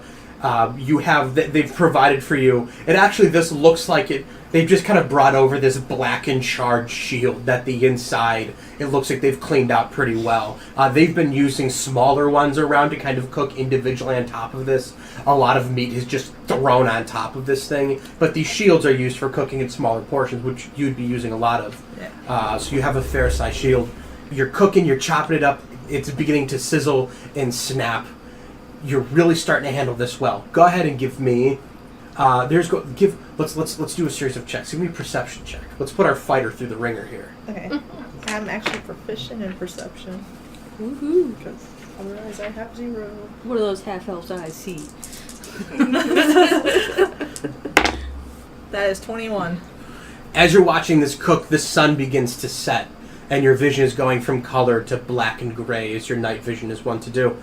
And you can still see how the vegetable is beginning to cook and brown, and you're able to keep this stir fry moving enough that it all begins to cook all the way through. Now, what kind of meat do you want to dump in here? You have fish, rabbit, squirrel, and giant spider. And mice. Mice are garnished. They actually serve those raw and alive. I guess rabbit. All right, so you toss a little bit of rabbit in there, and it begins to sear. A little bit of that fat. It picks up some of that fat. Just go ahead and roll me a d20 with advantage. Okay.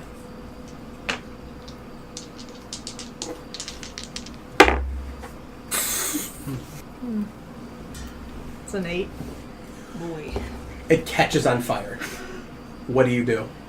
I quickly move it away because it's probably too hot where it is on the fire. Okay. And just try to try to move it around so it'll cool down and try not to burn everything. All right, give me an acrobatics check. Let's see if you can save this. Okay. That's a 13. You're able to just shake it around. You kind of wave this shield around a little bit, and it cools, and the fire simmers down. It still looks okay, though the meat's going to be a little dry. Adela? Mm-hmm. What did you roll? A nat 20. A natural 20. Dropped in front of you are these very large. They've been sitting in a bag for a couple days, and they don't look great. And they just pretty much come over in this guy, and he says, "Oh, good luck!" And he drops these large fillets right on this grill in front of you. These things are probably, just kind of put your arms together in a circle. That's about the size of these things. As he's cut good fillets out of this. You look at them. You have these berries to the side of you. How are you going to flip these fillets? Okay. I'm just going to take my trident and put it under it and flip it. Take the trident? Yup. All right. You've got these cooking at a nice even pace. You're able to cast over these berries and these fillets the purified food and water, which you have A, freshened them, B, in their purest state, they're poisonous. But nukes poison disease. But this isn't poison to a Kenju. This is its own blood. But your focus has been so strong on this that you are able to expunge all of that poison out. And as you see this beginning to grill, you see this green and purple just begin to commingle and drop into the flame. And as it does, that flame licks up even higher. There's almost a certain combustibility to this poison. And you see these fillets actually begin to shrink down a little bit. But you can see they're getting a nice char on the outside. You have the poison berries, which you're able to also kind of pull the poison out of. But you still have these berries, which, frankly, you don't know how they even taste. No. What do you want to do with them? Grill them with the Kenji meat. Give it more flavor. Toss them on there. You just toss them right on top of the Kenju meat, and as the juices inside of them just begin to kind of pull out into the meat, the little husks of them are drying up and just kind of being swiped off like some old chewed raisins. But you get the idea that you now are going to have this, you're either going to have a black and charred mess, or you're going to have this fruity, savory meat. So go ahead and just, with the purified food and water, I'll give you advantage on this. So just go ahead and roll a d20 twice, and we'll see how well these turn out. I'm assuming either of you don't have a cooking proficiency. No. which real soon you guys are going to, just for the short amount of cooking you're doing. 18, you're able to pull these things off at just the perfect time. And as you've all come together, pulling this Tabaxi woman in on the stretcher, a lot of people drop what they're doing. They're beginning to move large pieces of bark that have been ripped off of massive trees and flipped over to a smooth inside. It looks like it's been worked on and polished. They're placing on top of small wood logs to create kind of a kneeling height table. You see there's a great line in that path that leads up to the temple. You see that well-kept area is becoming the dining space. You see a lot of them stop and they quickly run over. Talos, you're standing there and you hear this language just being thrown around. There's very little to it that you can understand, but you can hear fear and panic in these voices. What do you want to do? I'm gonna try to show them the dead shark. This did it. And the two larger Tabaxi just like talk and they point at the shark and they nod, and a couple others walk over and they grab the spears and they grab the shark and they begin to take it away. Namor Payne quickly comes over and he begins to speak to them, and he looks over to you and he says, I'm sorry that you had to be a part of this. I was actually glad to be there. I don't know if she would have made it if I hadn't been able to help. Then thank you for doing what you have done. If I would have known that there was a chance of attack, we would not have let you go with them. Oh, I understand, but in circumstances like these, and no one could have guessed. I'm going to see to her wounds. Put some clothes on. The feast will be cooked. You may return to my hut to rest. And they take him off. They take her off to a separate location. There's behind the temple. You see Nikos. You would have seen running around. There are smaller tables and some tools that have been kind of pressed up against large leaves pushed to keep them fresh. She's taken back there, and he swiftly follows. And you are led to your tent. I'm gonna take the bundle of clothes and kind of hold her in front of myself as I walk to the tent to go Very change. politely. Breeze and Kaz, you have returned. You are instructed to head back to Namor's hut. And as the two of you are walking, you see a very naked Talos. Who was politely covering his junk. How tall is Talos? 6'4". I'm 5'2". You're not in Wang. You're not in like. I'm not at crush level. I I'm know. a little bit above. Probably closer to like nipular area. So what does Talos look like naked? Very quickly. Very embarrassed. No, physically. Nice. Describe Talos. He's not very muscular. But he's not like, ribs sticking out or anything. He's just, I genuinely think Talos looks like Ben without a shirt on. I could almost see that. Yeah. I've only seen him in the tank tops, but I can imagine. Yeah, There's not a ton of muscle there. It's very bony. I forgot to tell him happy birthday. Damn it. He doesn't deserve that. Don't do it. I just can't believe it's been a year since the original Quips and Crits. Because we celebrated his birthday the last time. I was like, holy shit. Rest in peace, that, man. I still have that hard drive. We just can't get it open. I digress. So with that bit of information shared, Nikos, in tribute, you have worked out a small routine in the best way you can, and you have also been directed back to the tent through a series of gestures and pointing. You get the idea of where you have been staying. It'll be a little bit before Adela and Cass get there, because this is when the two of you have started cooking. So, back at the tent, Breeze, Kaz, Listel, Talos, Nikos, and Tribute. I'm in there while I'm naked, please. Are your clothes on? I went with the clothes to the tent so to the go question change. is, if you're there, do you just go in and expect him to change out there? Like, I mean, I'm already first off, naked. you see him naked. Do you want to talk about this, or do we just resolve it? So, what happened to your clothes? Tribute slightly They're turns here. away. I Alright. I haven't put them on yet. I'm just gonna be like, I'm just gonna turn around as well. Apparently, fishing to them means submerging yourself in the water and throwing spears. That's not quite what I'm used to. Oh, okay. You want to get dressed? I'm trying, man. Alright, Talos, tears in his eyes. I'm trying, man. go ahead. If everyone's turned away, then I'm gonna get dressed. Breeze Emily, doesn't see a problem. I don't know Emily, why he's going to roll me a sleight of hand. He's going to chill. roll me a sleight of hand for Kaz. Oh no. Talos, roll a perception check with advantage. Okay. As you are very aware of what's around Do you. I get Bardic Inspiration back after short rest? After a short rest, you'll Then get I it will back. give Kaz my last Bardic Inspiration. Already rolled. 18 Oh. and 19. 12. As you kind of look down at your clothes to start putting them on, you see Kaz's hand on your pants.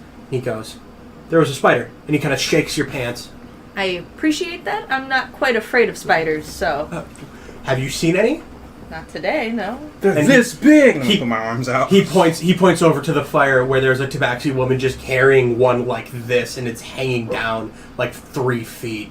It's still living, so I'm not afraid of it. It's not a ghost. I'm gonna go with my hands. Undead spiders? Out. Ghost spiders? No. Regular spiders? Fine. Whatever. Wait. No, I don't want to do it. That'd be hilarious, though. No ghost spiders. So I was going to just use prestidigitation to make a ghost spider. Just turn undead. All right. You're able to dress yourself, and if you want to have a short rest, you can move into the tent. I will take a short rest. Tent. The hut. The hut. The hut. The hut. I mean, I technically used my face step, so I might as well. Yeah. So, do you want to have any? I believe, Breeze, you're kind of coming around to that time where it's got to be showtime real soon. Yeah, so... Oh, with that, Kaz is actually going to go out, and he's going to. He says, "I'll be right back. Be right back. I'm going to go talk to my sister." I'm afraid for you. I'm afraid for me too. Let me back out of this. I'm just wondering who benefits from Cass taking my pants. Like, We're probably trying to take what was in your pockets. I'm just like, if he No. tried to take my pants, who Cass- benefits here? Everyone gets to see my dick. I'm embarrassed. Nobody wins. Hey, The chaos embarrassment that he thrives on. Yeah. Embarrassment is its own price. It's like It's like, Lindsay. ha, look, you get to see my dick now. Okay. Can I have my pants back? Listen, we don't know if Kaz is gay or not. It's true. Maybe he wants to see your dick the rest of the night. Just And- blushes the whole night. And we don't know how Breeze likes you or not.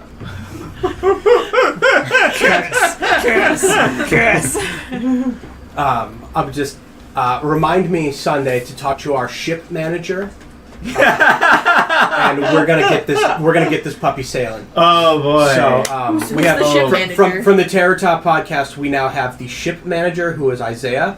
He manages Archer. forcing his ships on you. So Is that Rush or Mabes? oh yeah, babes. Okay, I had to check. I know too many Isaiahs now. Yeah.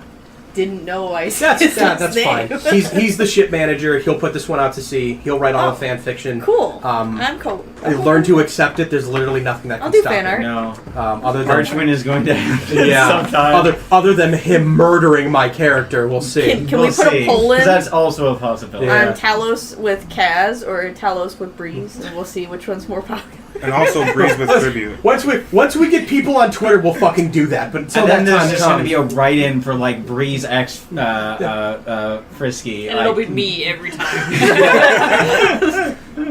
Sarah, quit sending these in anonymously. We know it's you. so And then like some rando on Twitter is going to be like, I sent one too, and we're like, no one cares. I want Eric's input on this stat. so you all move into the hut. A couple minutes pass. Kaz comes back over, and he says, "Tonight, when you or if you do have to announce who it is, she says she'll do it. She kind of wants to keep it a surprise, so just say it." Alright. Wow. Oh no. Alright. Betrayed by your own brother. I'm gonna punch him. So I'm gonna give him a hug and say thanks. Thanks so much. he slowly pats your back, and you can't see because his head is on your shoulder. A devilish grin fills his face, and his eyes glow red. No.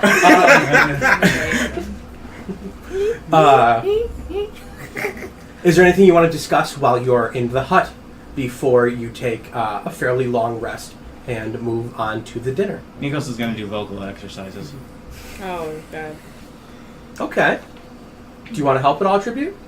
I mean, I think he's got this handled. I just imagine High School Musical. That's what I was thinking. All right, vocal exercises. Anyone else? I'm just watching these two, him do his vocal exercises with intense curiosity. Yeah, alright. So, I'm just going off of... My dad used to do these when he was in church choir. And it was something that goes like, E-I, E-I, and you go off of the scale and do that and go for the different scales. That's a lot better than I thought was going to happen, so I'm okay. It's just a question of, does it sound like when my dad did it when it sounded alright, or does it sound like when Ozzy Osbourne did it on the Osbourne Family show because it was like the exact same thing? And I'm just like, wow, yeah. Oh. And then you have to remember that I'm not sure he was necessarily known for the quality of his voice As much as he was in a good band once. Yeah. All right. Anyone else want to do anything with this downtime? We'll zip forward a little bit of time. You've sat, you've rested, you've changed. You have been provided an area which you could bathe a little bit, and. Ooh, I know what I wanted to do now. Wait, we can always go I was back. in the water. I was gonna do my hair real quick. Okay. Probably looks like crap. Breeze will hand you a comb. Hey, yeah. So you're able to groom yourselves, clean yourselves up. It's full of cat fur. It's terrible. For those of you who don't know, Talos wears a headband, so he pushes all his hair out of his face. Like that. Pretty boy. Yeah. Adela and Cass, you are your cooking duties have eventually ended, and tell you that we can take it from here. Be gone. Be gone. Be a gun. Yeah. I want to take Get it, the fuck out. pour it into my hair, and make my hair yellow. What All did you right. just put in your hair? Lemon. Oh, Adela squirts the lemon into her hair. So now it's kind of like at the end here, like kind of at the bottom of your hair, there's still the blood from the giant Kenju. So now that yellow is kind of coming from your roots down, so now you have red tips with blonde hair. But it's a very soft yellow, so it doesn't look like someone pissed on her head. Yeah. So there's that. I didn't think about it until you said it. By the end of this, That's you can have exactly what I rainbow thought. hair. That is not okay. Look, your lemon world. juice is a very soft yellow. It's lemonade colored, Yeah. Yes. so it's kind of cloudy. Yes. So the feast comes around. You're Something new. able to bring yourselves to preparation, and this massive long piece of bark is dressed with pillows. There's really no kind of formal dishware or eating utensils, as much as food is just kind of brought out in these shields, taken with bare paws, and laid gently down in front of you. In front of all the other tabaxi, the small meats have been prepared and cooked. In front of everyone here, including Frisky and including Red Claw, are there cuts of the Kenju fillet that have been cooked near perfection. A little bit of stir fry put on the side. I just thought about the fact Talos doesn't know those are poisonous. No, I I mean, don't. they're not now, but Yeah, but like he wouldn't know anyway. Nobody will. This is maybe gonna Because- lead to some problems. Breeze technically didn't know that the meat was poisonous.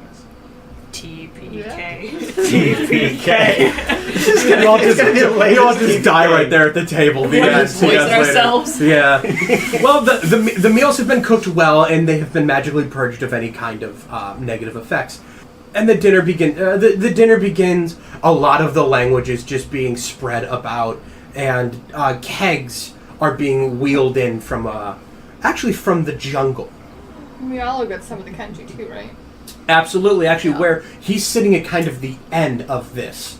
So if you're kind of thinking of the table, here at the top is the seat of honor. He is actually given the biggest, comfiest set of pillows, where he sits with just a very long, now kind of a purplish blue gown with small shells of bugs polished along the side. So even now at night, he shimmers a little bit. How pretty is he?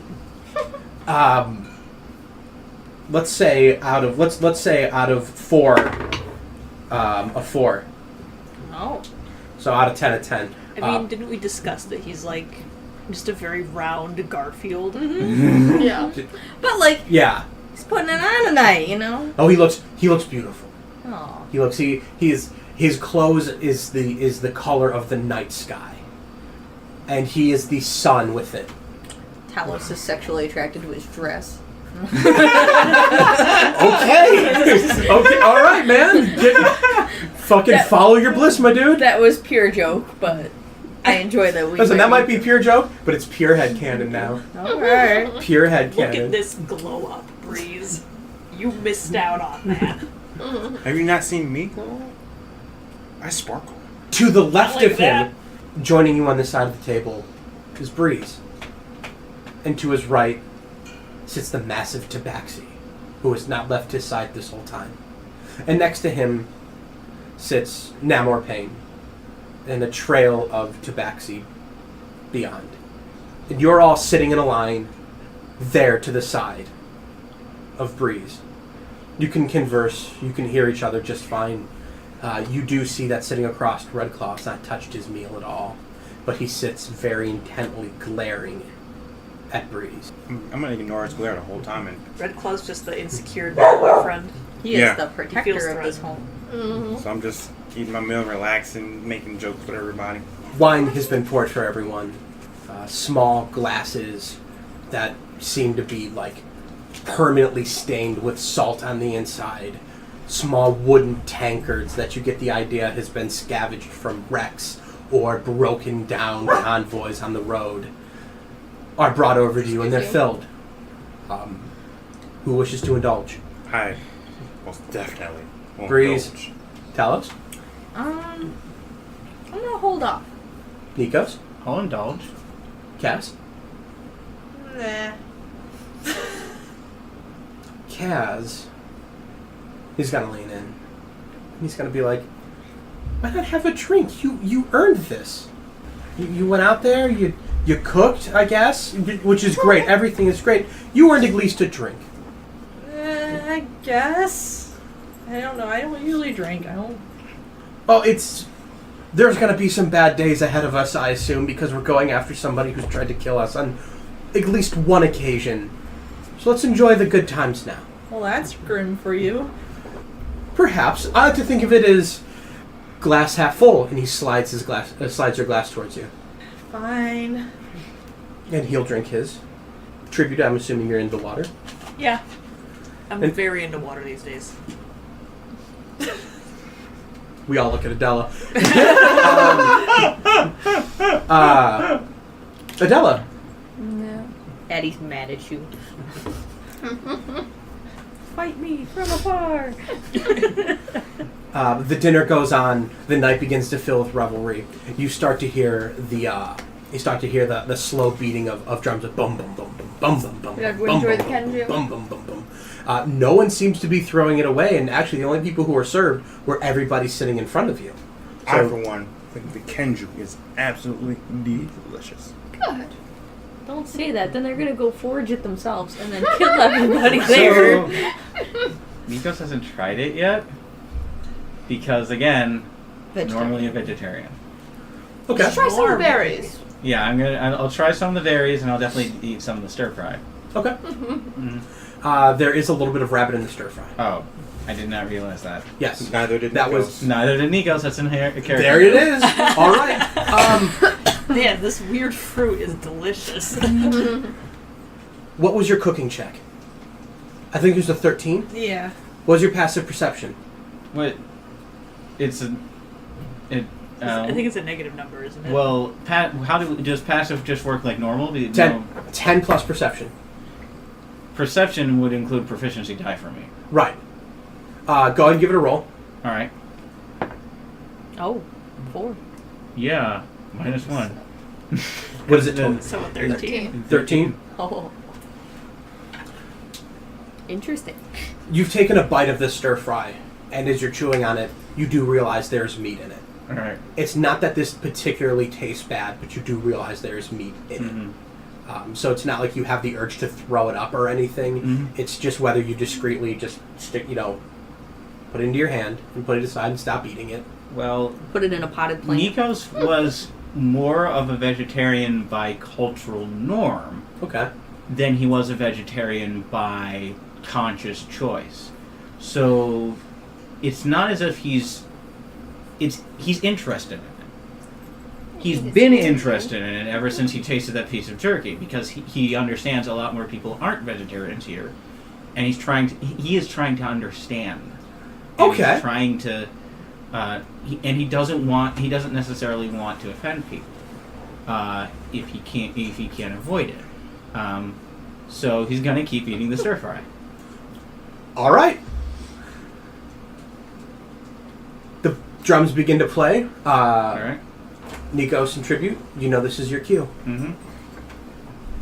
Time to go. All right. The two of you get up. You meet over with the other two. They're wearing some more ceremonial clothes. You see that they're wearing something that is better adorned. They seem to be the large branches that you've been seeing. They're very long, like fairly thick but very wide, like palm branches near the beaches. They have gathered those at some point, and the ceremonial gown for them is required a little bit of vine that ties together that makes almost a corset. That corset is met with a traditional wrap for around their midsection, and it is adorned with rocks for some of them, small bits of metal they have found or outside the road. What is adorned with them are things that they find value in.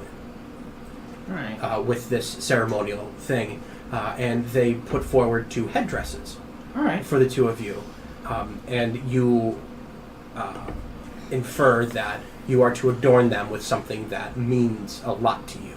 All right. What do you put on them? All right. I actually might have something on my character Sorry, you sheet. bolted right up on this one. Does this fit on my horns? Because it is still made of these branches. They're stretchy and they have a fair amount of durability. This thing isn't going to sit on your head as well as everyone else's, but you understand culturally it's important that you wear it, not wear it perfectly. Okay.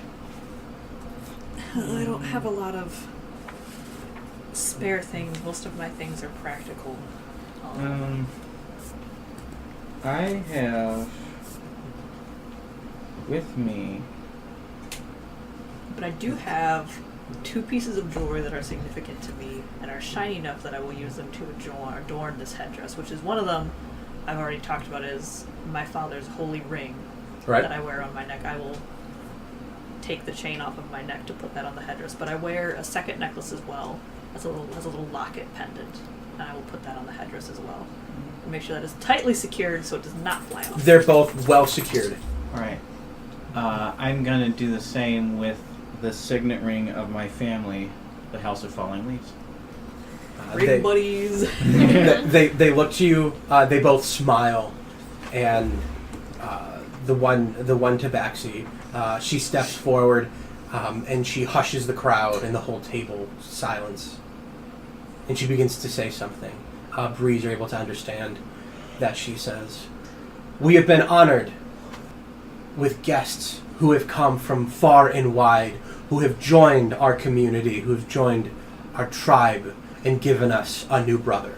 And she puts her hands out, and you see there's a small amount of clapping. We've also been blessed with the reincarnation and the reappearance of our god Mialo. And she takes a deep bow, and everyone claps, and Frisky looks to you, and he says, "What is she saying?"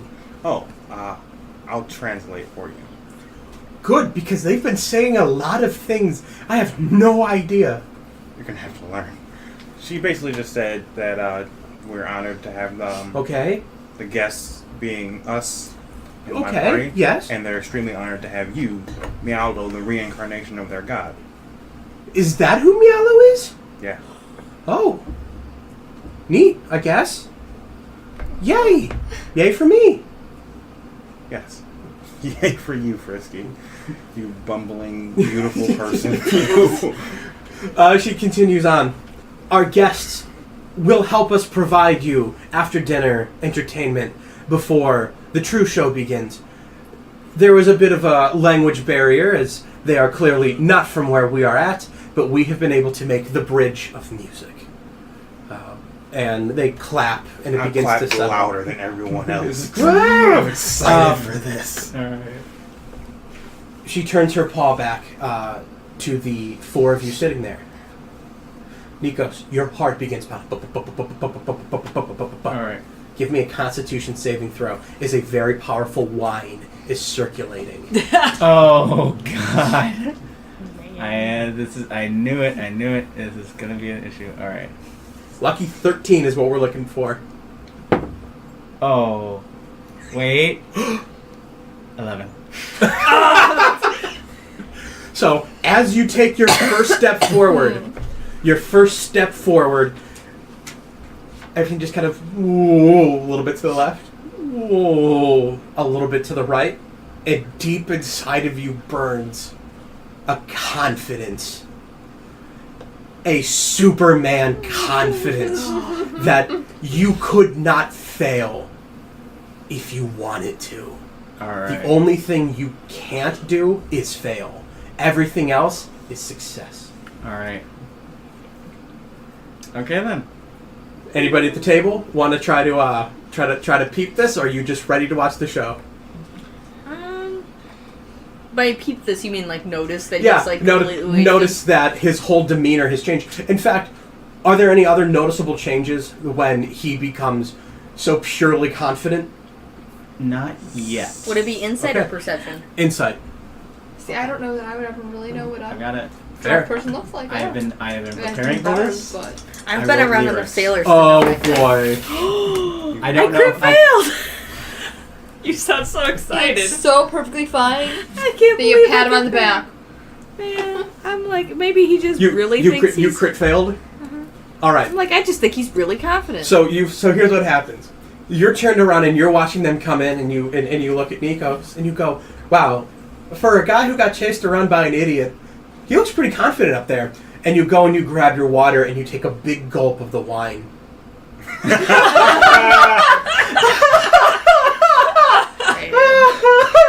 Constitution saving throw. All right. You got the same plus as I do, so 13. good luck. 17.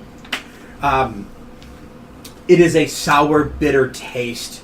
It reminds you of varnish. Yeah, when you're expecting water, that's not really what you're Yeah, it's a real kick in the nose. Yeah. So, everyone comes up. Tribute, you have changed into your into the bells on your shoes, and the drum I'm begins. dancing. I'm not wearing shoes. But I thought they were like bells on your shoes. That No, they're just Ankles. they're like Wearing anklets. Oh, okay, ankles. I'm sorry. I was thinking they were okay. Yeah, tied No, around they're your not ankle. like fool's bells. I don't know. That was the first thing that came to mind. So, tied around your ankles, your dancing will begin to add some music. Do you want kind of a facsimile of the immigrant song? No, it's going to kind of get into the beat that that they're producing, that I've produced with my music, is kind of getting up there. Okay. And as it gets up there, Nikos is just going to, he's totally confident, and then he's also thinking back about everything that's happened to him in the past. What is it? How many days has it been since he left? So you school? spent a night there. You spent 2 nights at the castle, and you spent 1 night on the road. That was all 1 day. It's been 4 days. It's been 4 days 4 since he days. left home. Wow. And all the things that have happened, and then he thinks back to leaving home and the long, arduous process that is getting exiled after a massive court case. What is essentially a massive court case. Yeah. And then he just thinks about it, and there is this point that he's just like, I am just going to express what I'm feeling. And he turns to the season of summer. Oh Just no! on stage. Yep. The red in his hair just goes from the roots to the tips, blonde. The All right, lead, guys, let's get a ooh going. Ready? yeah. Ooh. Now we got And two the blondies. leaves gain back their green color, and everything becomes very verdant and bright. And then he just gets up and he just goes, And the drum just all right, I'm gonna try and do this. All right. All right. All right. Stuck to this plane, only one of my kind. Can't get home, gotta leave it all behind. My family hates me and I might as well be dead. Can't stop and cry, gotta scream and understand. This ain't no fairy tale. This ain't no fairy tale. This ain't no fairy tale. It's my fucking life. I'm sorry for making your dog bark. No. Oh no, I don't think it was you. And that is the closest I am ever going to be getting to doing actual death metal. I was imagining a Gretsuko while you were Yeah, that's exactly what I was thinking of. All right. Now, I don't even want to roll. Don't even want to roll. But with this uber confidence, tell me how this show goes. What happens when he's doing this? Nikos is going. He's been in the summer before, but this is the first time he's really enjoyed it. Every other time he's just been straight up angry. Now he's letting that anger out, but he's letting it out in a fun way, and he's enjoying for being angry for the first time, and he's enjoying showmanship. Right. And he's just going all out, and I don't see. Here's the thing: he's going all out to the point that he doesn't know how the rest of the show is going. He is concentrating on being the best showman he can be, and he's not nervous about it, and he's letting loose. Okay, so it's like every performer's dream is to be able to do that without being at all nervous. This is the closest he's gonna get for being a newbie at the whole thing. So, we've invented death metal. Nikos has invented death metal. Did Tribute invent the mosh pit? God, I don't. That's. I'm just trying to imagine death metal and then jingle bells. Like, yeah, pretty much. See, because you can't one-man mosh pit is the thing. But if you do it well enough, other people will come. I will join. Yeah, 'cause I guess that's the thing, because it's like... Yeah, I'm sorry, I kind of stepped over the bells. No, it's... Yo. This world has never seen anything like it. So there's probably the moment Nico starts screaming, where I feel like... Somehow I feel like that moment wasn't scripted. You know, like... We kind of had this idea in our head, but, like, Nikos had never let out like this in our practices. So there's a moment where, like, immediately the performers are like... as he just screams. And it's like, well, we've got to go with it. And then we're just going to start going ham. All right. Because he's clearly putting all of his spirit into it. And it's the scene from Back to the Future where he gets out and starts jamming on the guitar solo. It's just like, your kids are going to love it.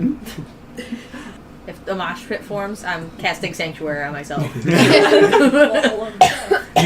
You get up there, you let that loose. The musicians behind you, they don't understand what you're saying, but they understand the spirit what you're saying, and they play hard. They pick up on that idea of anger and catharsis, and they put it into this music where you're kind of like dropping to take the breath. The Tabaxi woman is just right behind it. Just this hardcore duet, the two of you. Her tail swinging back and forth while she's screaming. It is just puffed out. It is just dead quiet by the time you finish. Man. Breeze has been headbanging the whole time. I like to imagine. And you invented headbanging. You might have invented the mosh pit. See, I have this image in my head because Tribute's probably dancing by herself. You know that stupid fucking video of all the goth kids dancing under the bridge? We're just like flailing madly. Every time I hear I see that, I just imagine the Thomas the Tank Engine song. Yeah. That's what goes through my head. All right, so we have death metal, headbanging, and goth dancing. Oh, what a show! The entire thing ends, and it's just quiet. No one really knows how to react to this because you've put out something that is raw and emotional, but they might not have necessarily got it. And Frisky is just like, yeah, I liked it. That's good. Yeah, I liked it. And everyone else is just like clapping along too. And is the two of in like the other musicians, they bow to you and they smile and they bow, and they go in the back. And you hear this little conversation, like the chittering of Maztican, and you just hear a dun dun dun dun dun dun dun dun here. Like she's not practicing this. Yeah. We just created a new song of our people. Oh man. I'm gonna politely clap because that's what I do, but I'm gonna lean close to someone and just go, "Thank God it wasn't sea shanties." Listen, Wait till Kaz goes up for the encore listen. performance. Someone's gonna come back to Tabaxi Town in like 2 years, and they're all gonna be playing death metal. Put an That's eyeliner what's on gonna cats. happen. Strength of Paws is gonna come home, and like for a visit, he's gonna finally get up the courage to come home. He's gonna be like, "What happened?" His son is the lead singer of the new death metal band. Everyone's got their faces painted. Leave him your loot so he can start getting it in there. No. So the performance ends. You are taken back to your seat, and there's a gentle murmur going on until everything picks back up. And as you've sat down, the large Tabaxi, he just throws his hands down on the table and he says, "Enough! It is time we have settled this." And he looks over to you, and he looks over at Breeze, looks over at Frisky. I'm just not on it today. Looks over at Frisky, who just has like 2 mugs of wine in his hand, and he's drinking from one. He goes, "Yeah, let's do this." And he just kind of like gets up and he stands up and he says, "Hey guys, they're gonna do the competition thing now." And then Namor Payne stands up and he starts translating it. And he just kind of says, "So it's gonna be a lot of fun. Let's have a fair fight, and let's, most importantly, I said had fun. Have fun again, more fun." And he just plops back down, and they come out and they move the portion of the table that you have there, and they begin to move more tables. And you see a couple other Tabaxi are beginning to make like a 30-foot radius circle in the ground, and Red Claw goes into the middle, and he says, "Outsider, your pretend relationship to this tribe ends now.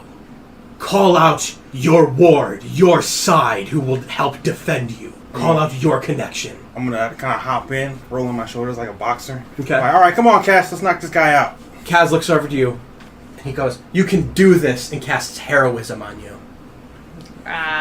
What kind of spell is that? Because I have Fey ancestry. It is a willing creature, and I don't think you would willingly turn him away. I don't know. Have you seen Kaz? He has done everything he can up to this point to keep you going. Because I did drink the wine too, so Yeah. I think I'm a little buzzed. Man, Just a little, not drunk, but just you like... knew you'd have to fight a guy after you drank the wine. Look, my character Yeah. cannot resist the temptation of a foreign liquor. Hold on a minute. I put Emily in a terrible position, and I kind of want to watch it for a little bit. Gain temporary hit points equal to your spellcasting ability modifier at the start of each of her turns. Yep. And at the end of the spell, you lose them. But it's up to a minute. Deep down inside of you, Bravery. you're a hero. Plus, you're a little bit drunk. Plus, you're a little bit drunk. Yeah. You'll need this.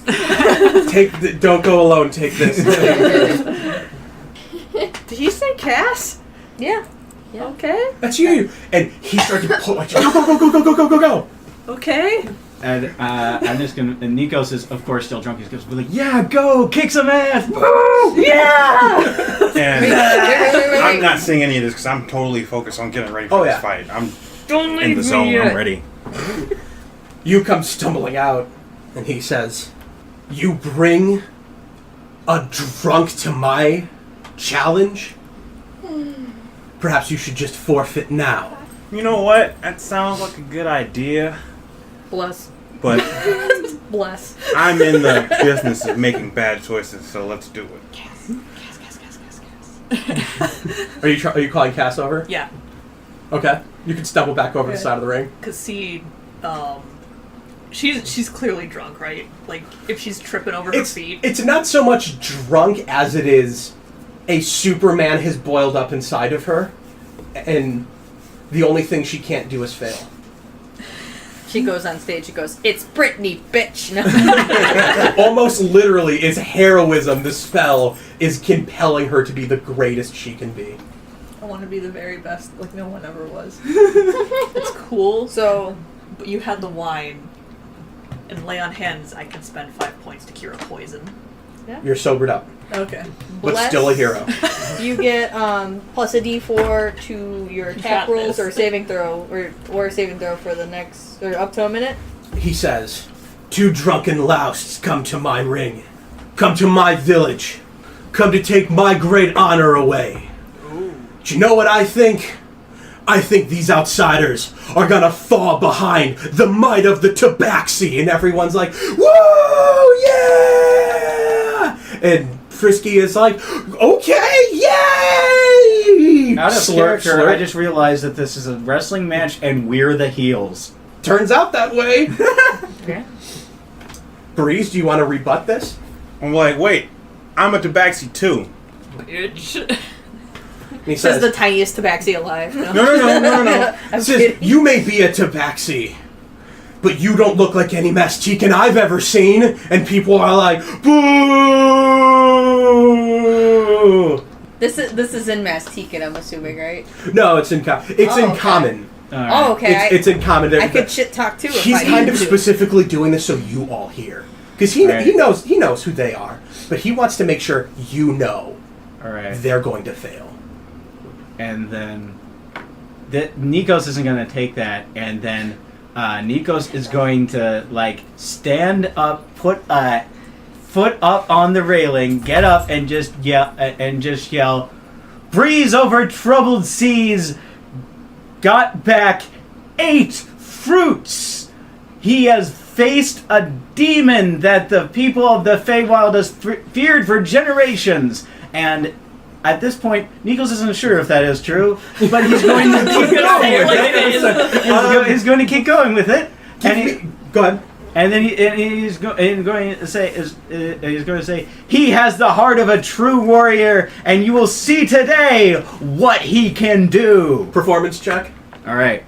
I'll back him up by being the hype man. All right, roll with advantage as tribute is in the back. Fucking Yeah! jingling her bells. Yeah, clink. See, I had something I was gonna say, but I don't know if I could beat that. So at this point, I'm essentially your promoter. It just makes me think of A Knight's Tale now. All right. The Chauncey. You got So advantage. that's well, I already the first one's a 17 because the second one's a 7. So the 17. All right, you yell this, and you hear Maztican, and you hear translating of what you're saying, and you're starting to hear a little bit of chant, a little bit of hype coming from the crowd for the underdog, for the newcomer, and he says, "You have brought your stumbling champion into my ring. Now allow me to introduce you to my ward." And he points off to the side, right where the crowd's beginning to gather around, and he says, "Come to me, young ward. Let us show them the power of the Maztican natives." And a young Tabaxi walks out. Strength of claw. Strength of claw. Woo! He says, "I have taken him on as my protege, and he will join me in combat."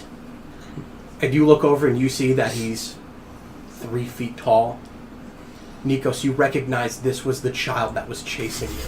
Yes, I knew it. Oh my goodness! And I just and so Nikos is gonna look down. Is gonna and I'm just gonna point directly at the kid and say, "Your blood rage is not strong enough." Oh, yes. For that, I'm going to allow you to give inspiration to either one of these fighters. All right. Who would you inspire? All right. Yeah, I'll inspire Cass. All right. Frisky comes up and he says, "We will now decide which event we shall entertain first." And he points down at you, Breeze, and he points over at his champion. He says, "The number's behind my back." 5. How many toe beans does 5. he have? We have 5. 5. Yeah, Okay, it's fine. just checking. If it can't go past 8, then you're screwed. Red Claw goes, two, and he goes, Breeze was closest. We'll do which one he wants first. Combat. All right. I was gonna say, can you imagine just playing a song and then we're gonna kick your ass down?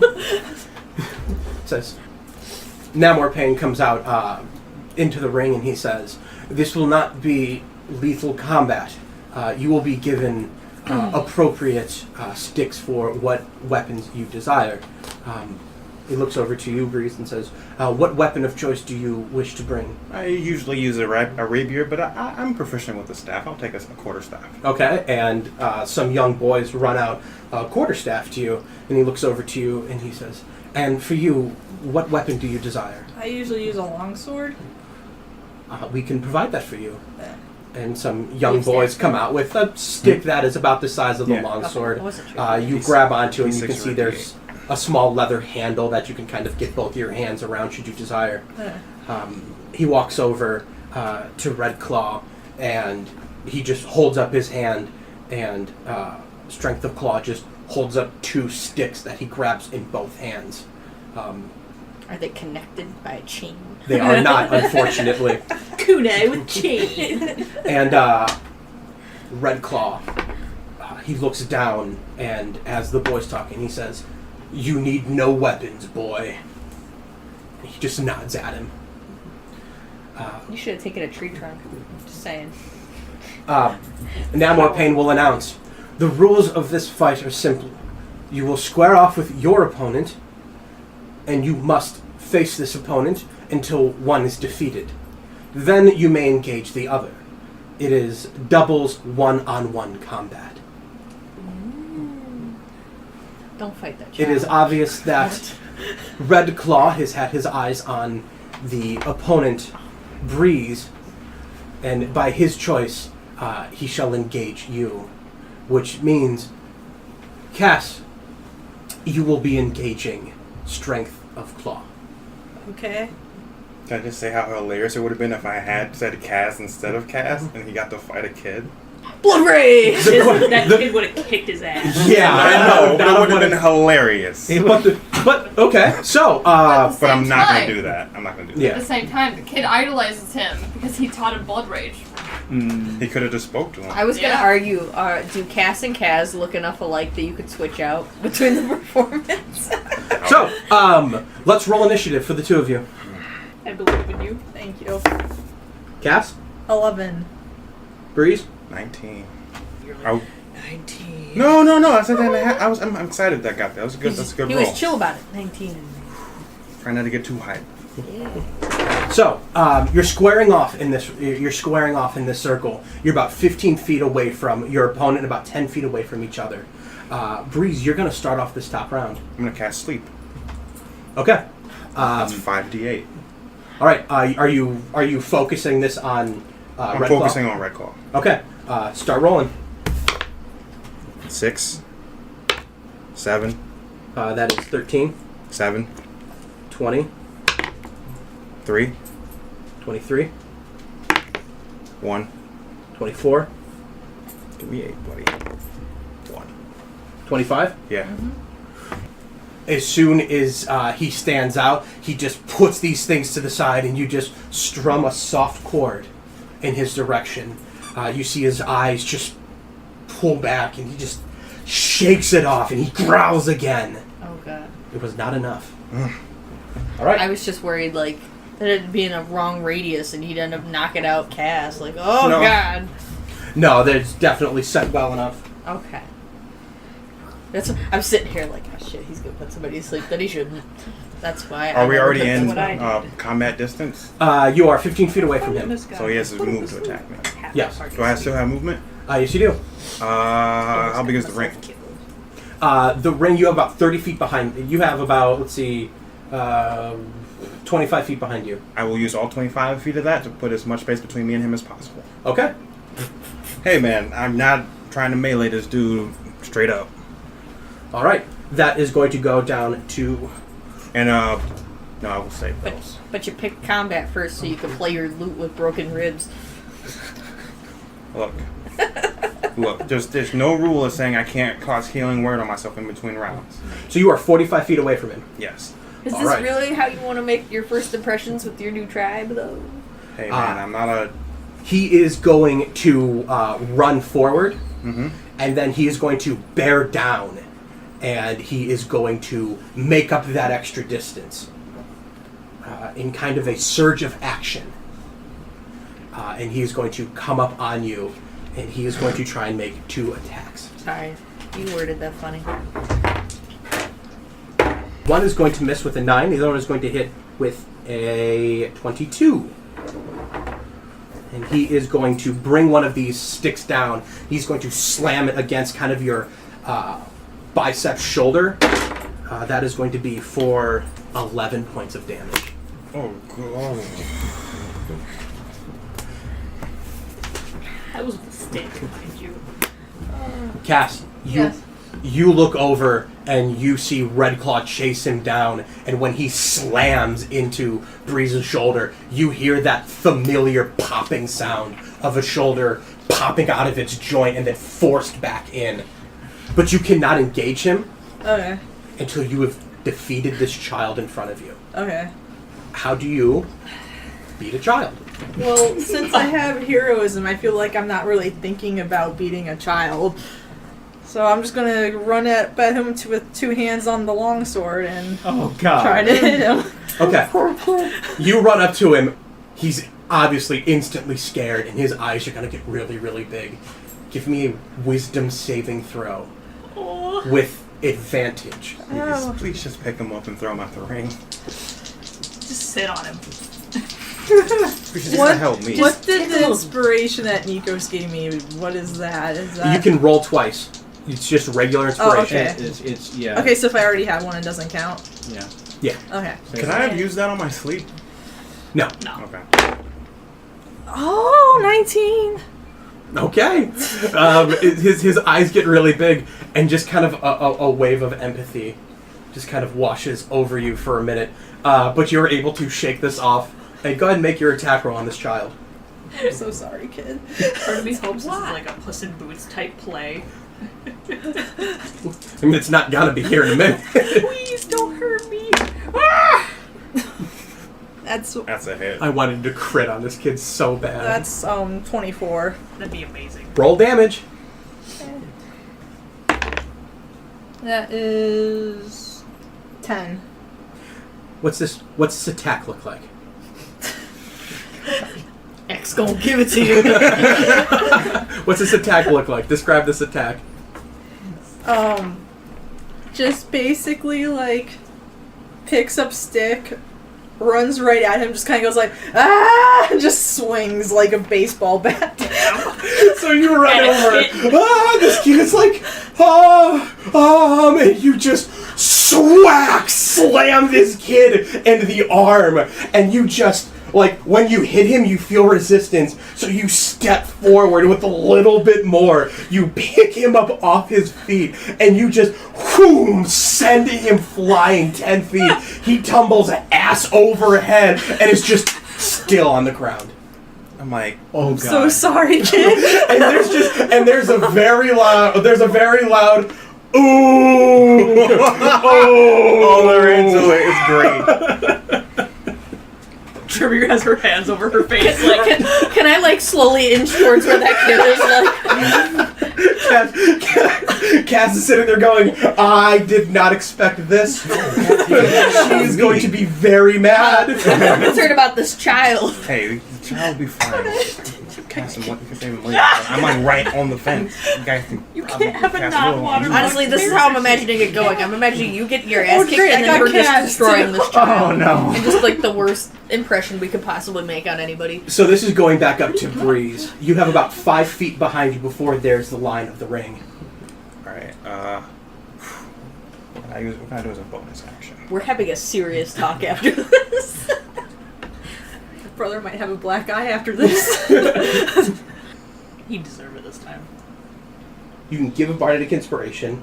Yeah. You can glamour up and give The temp HP. the temp HP. Your healing word would be a bonus action. Alright, so I'm gonna sleep again. I want to put this guy to sleep and just demoralize him. Okay, now, because he's so close to you, I want you to roll me an intelligence check to make sure you don't accidentally catch yourself in this. Okay. Because he's up on you, he just hit you real hard. You're trying to focus this spell. You're trying to get it in the right spot to not drag yourself down in it. 17. Plus your intelligence. My intelligence. You're good. so 17, you're squared away. Okay. 5d8. That's fine. Okay. Oh, here it goes. Nothing. 6, 5, 6, 8, 6. Alright, so they didn't fail you. I'm happy. All right. What's the total? 6, 6, 6. That's 18. Plus 5.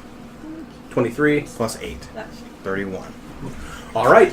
He walks over and he slams this into you. Your shoulder pops back out and pops back in, and you just quickly just grab this fretboard and you just and this soft note comes out, and he just looks to you and he shakes his head and his eyes get heavy and he falls straight forward. Give me a dexterity saving throw. You could add a d4 to it. I can't believe that worked. Why did you add the d4 to the saving throw? 20. You're able to just kind of like get out of the way as he just falls straight forward asleep. Alright, let me check the thing and make sure touching him won't wake him up. See, you should have done a performance where like you went to punch him and then put him to sleep and it'd be like, haha, I hit him so hard he knocked out. No, I just want to put him to sleep. All right. So with him falling, just knocked out asleep on the ground, As he falls, and I slip to the side, I will put my foot on him and play a little riff quietly enough that doesn't wake him up. But just Namor Payne comes out and he says, "A very surprising, a bit brutal end to this exhibition match, but the visitor team wins." Wow. is this your champion? And people like there is a mix of like cheers, but there's still some boos coming out of there. Like, I can't hear you. Give me some more. Like Nikos has like definitely like been watching just the Breeze versus whatever the other guy's name was. I completely forgot already. Red Claw. Red Claw. In the fight, he's been like, yeah, yeah, and he's gonna be like, turn around and be like, yeah, yeah, ooh, ooh. the kid laying on the ground, his leg is just shaking a little bit. I'm just His gonna body crawl convulsing. on there and just do what I can for this kid. All right. With that cheering, Red Claw wakes up. Give me an acrobatics check. I can't believe you just home run baseball bat slapped a kid. That's 16 plus 8 plus 2. 16 plus 10, so that's 26. Just go ahead and give me an actual 20. Oh. Oh no. He wakes up. He quickly turns over, and he reaches up, and he snatches the loot out of your hand. And he says, "Pretender! Cheater! You bring your filthy fey magic into this world! You bring it to our village! You disgrace my god!" And he is going to try and slam this down on your head. Told you it was I'm going to bad. give you a reaction to do whatever you want. But he is making an attack roll. with my loot. If you're doing a saving throw, You remember your shoulder? Plus. Yeah. Your loot is not as sturdy as this stick. Can I dodge back enough where he hits me with his fist instead of with my loot? I will take a punch to the face. So you want to move in and let his forearm crack you on the head. Yeah. That's damage, my dude. That's going to hurt. That's fine. My loot is, I told you. All My right. loot is more important than my life. All right. Like, that's... That hits for sure. All right. 17 at base. And there's going to be... Mm-hmm. 10 points of damage. I'm down. He brings this down. The forearm smashes against Breeze's head. You just hear a noise, and Breeze just stumbles forward. The loot drops from his hand. Breeze, with the last moments of consciousness, you try to fall backwards, and the last thing you can feel is a pressure fall onto your chest. He is going to grab his stick off the ground. He's got to raise it above his head. Anyone do something. I would like to interfere. What do you do? Well, I was kind of already there helping the kid. Okay. So, going to try to run over and take it. Take the hit. I don't have anything on me because I wasn't ready for a battle. Anyone else? I'm gonna phase step there. Okay. I'm gonna teleport right in. Perfection. I've got you. Command. I'm gonna roll a check against you. Cass, is there anything you want to do? I was gonna try to like pretty much tackle him. Adela? We're all battle ready. Everyone immediately jumps to Breeze's defense when he's unconscious and can't see it. What a shame. Fails your check. Sweet. I He's was like, I was the gonna only yell guy stop. that didn't help me. I have a bond with him. All right. So as this fist comes down, as this stick comes down, just primed to cave in some good skulls. Talos quickly stands up and begins to run. Cass running right next to him, just coming in at just an angle to just grab this guy. Quickly, Nikos just appears, just presumably holding his hands up to try to catch this boulder of a fist coming I've got down. my staff up. Just staff up, ready for whatever comes. Mm-hmm. And just as this fist comes down, it stops barely like an inch from where your staff is, and he is just full-blown tackled from the side and thrown to the ground. And everyone is just silent. Quiet, just everyone is just staring at what has happened here. He releases the stick, and he just is on his hands and his knees. And he just looks around to his entire village, who has just seen him disgrace himself and the honor of the sun god. And he just turns to Frisky and he says, Mialo, please. I'm sorry, Mialo. And Frisky looks to him and he says, there is no room in my world for that violence. And he turns his back and starts walking up the stairs. That's where we're going tonight.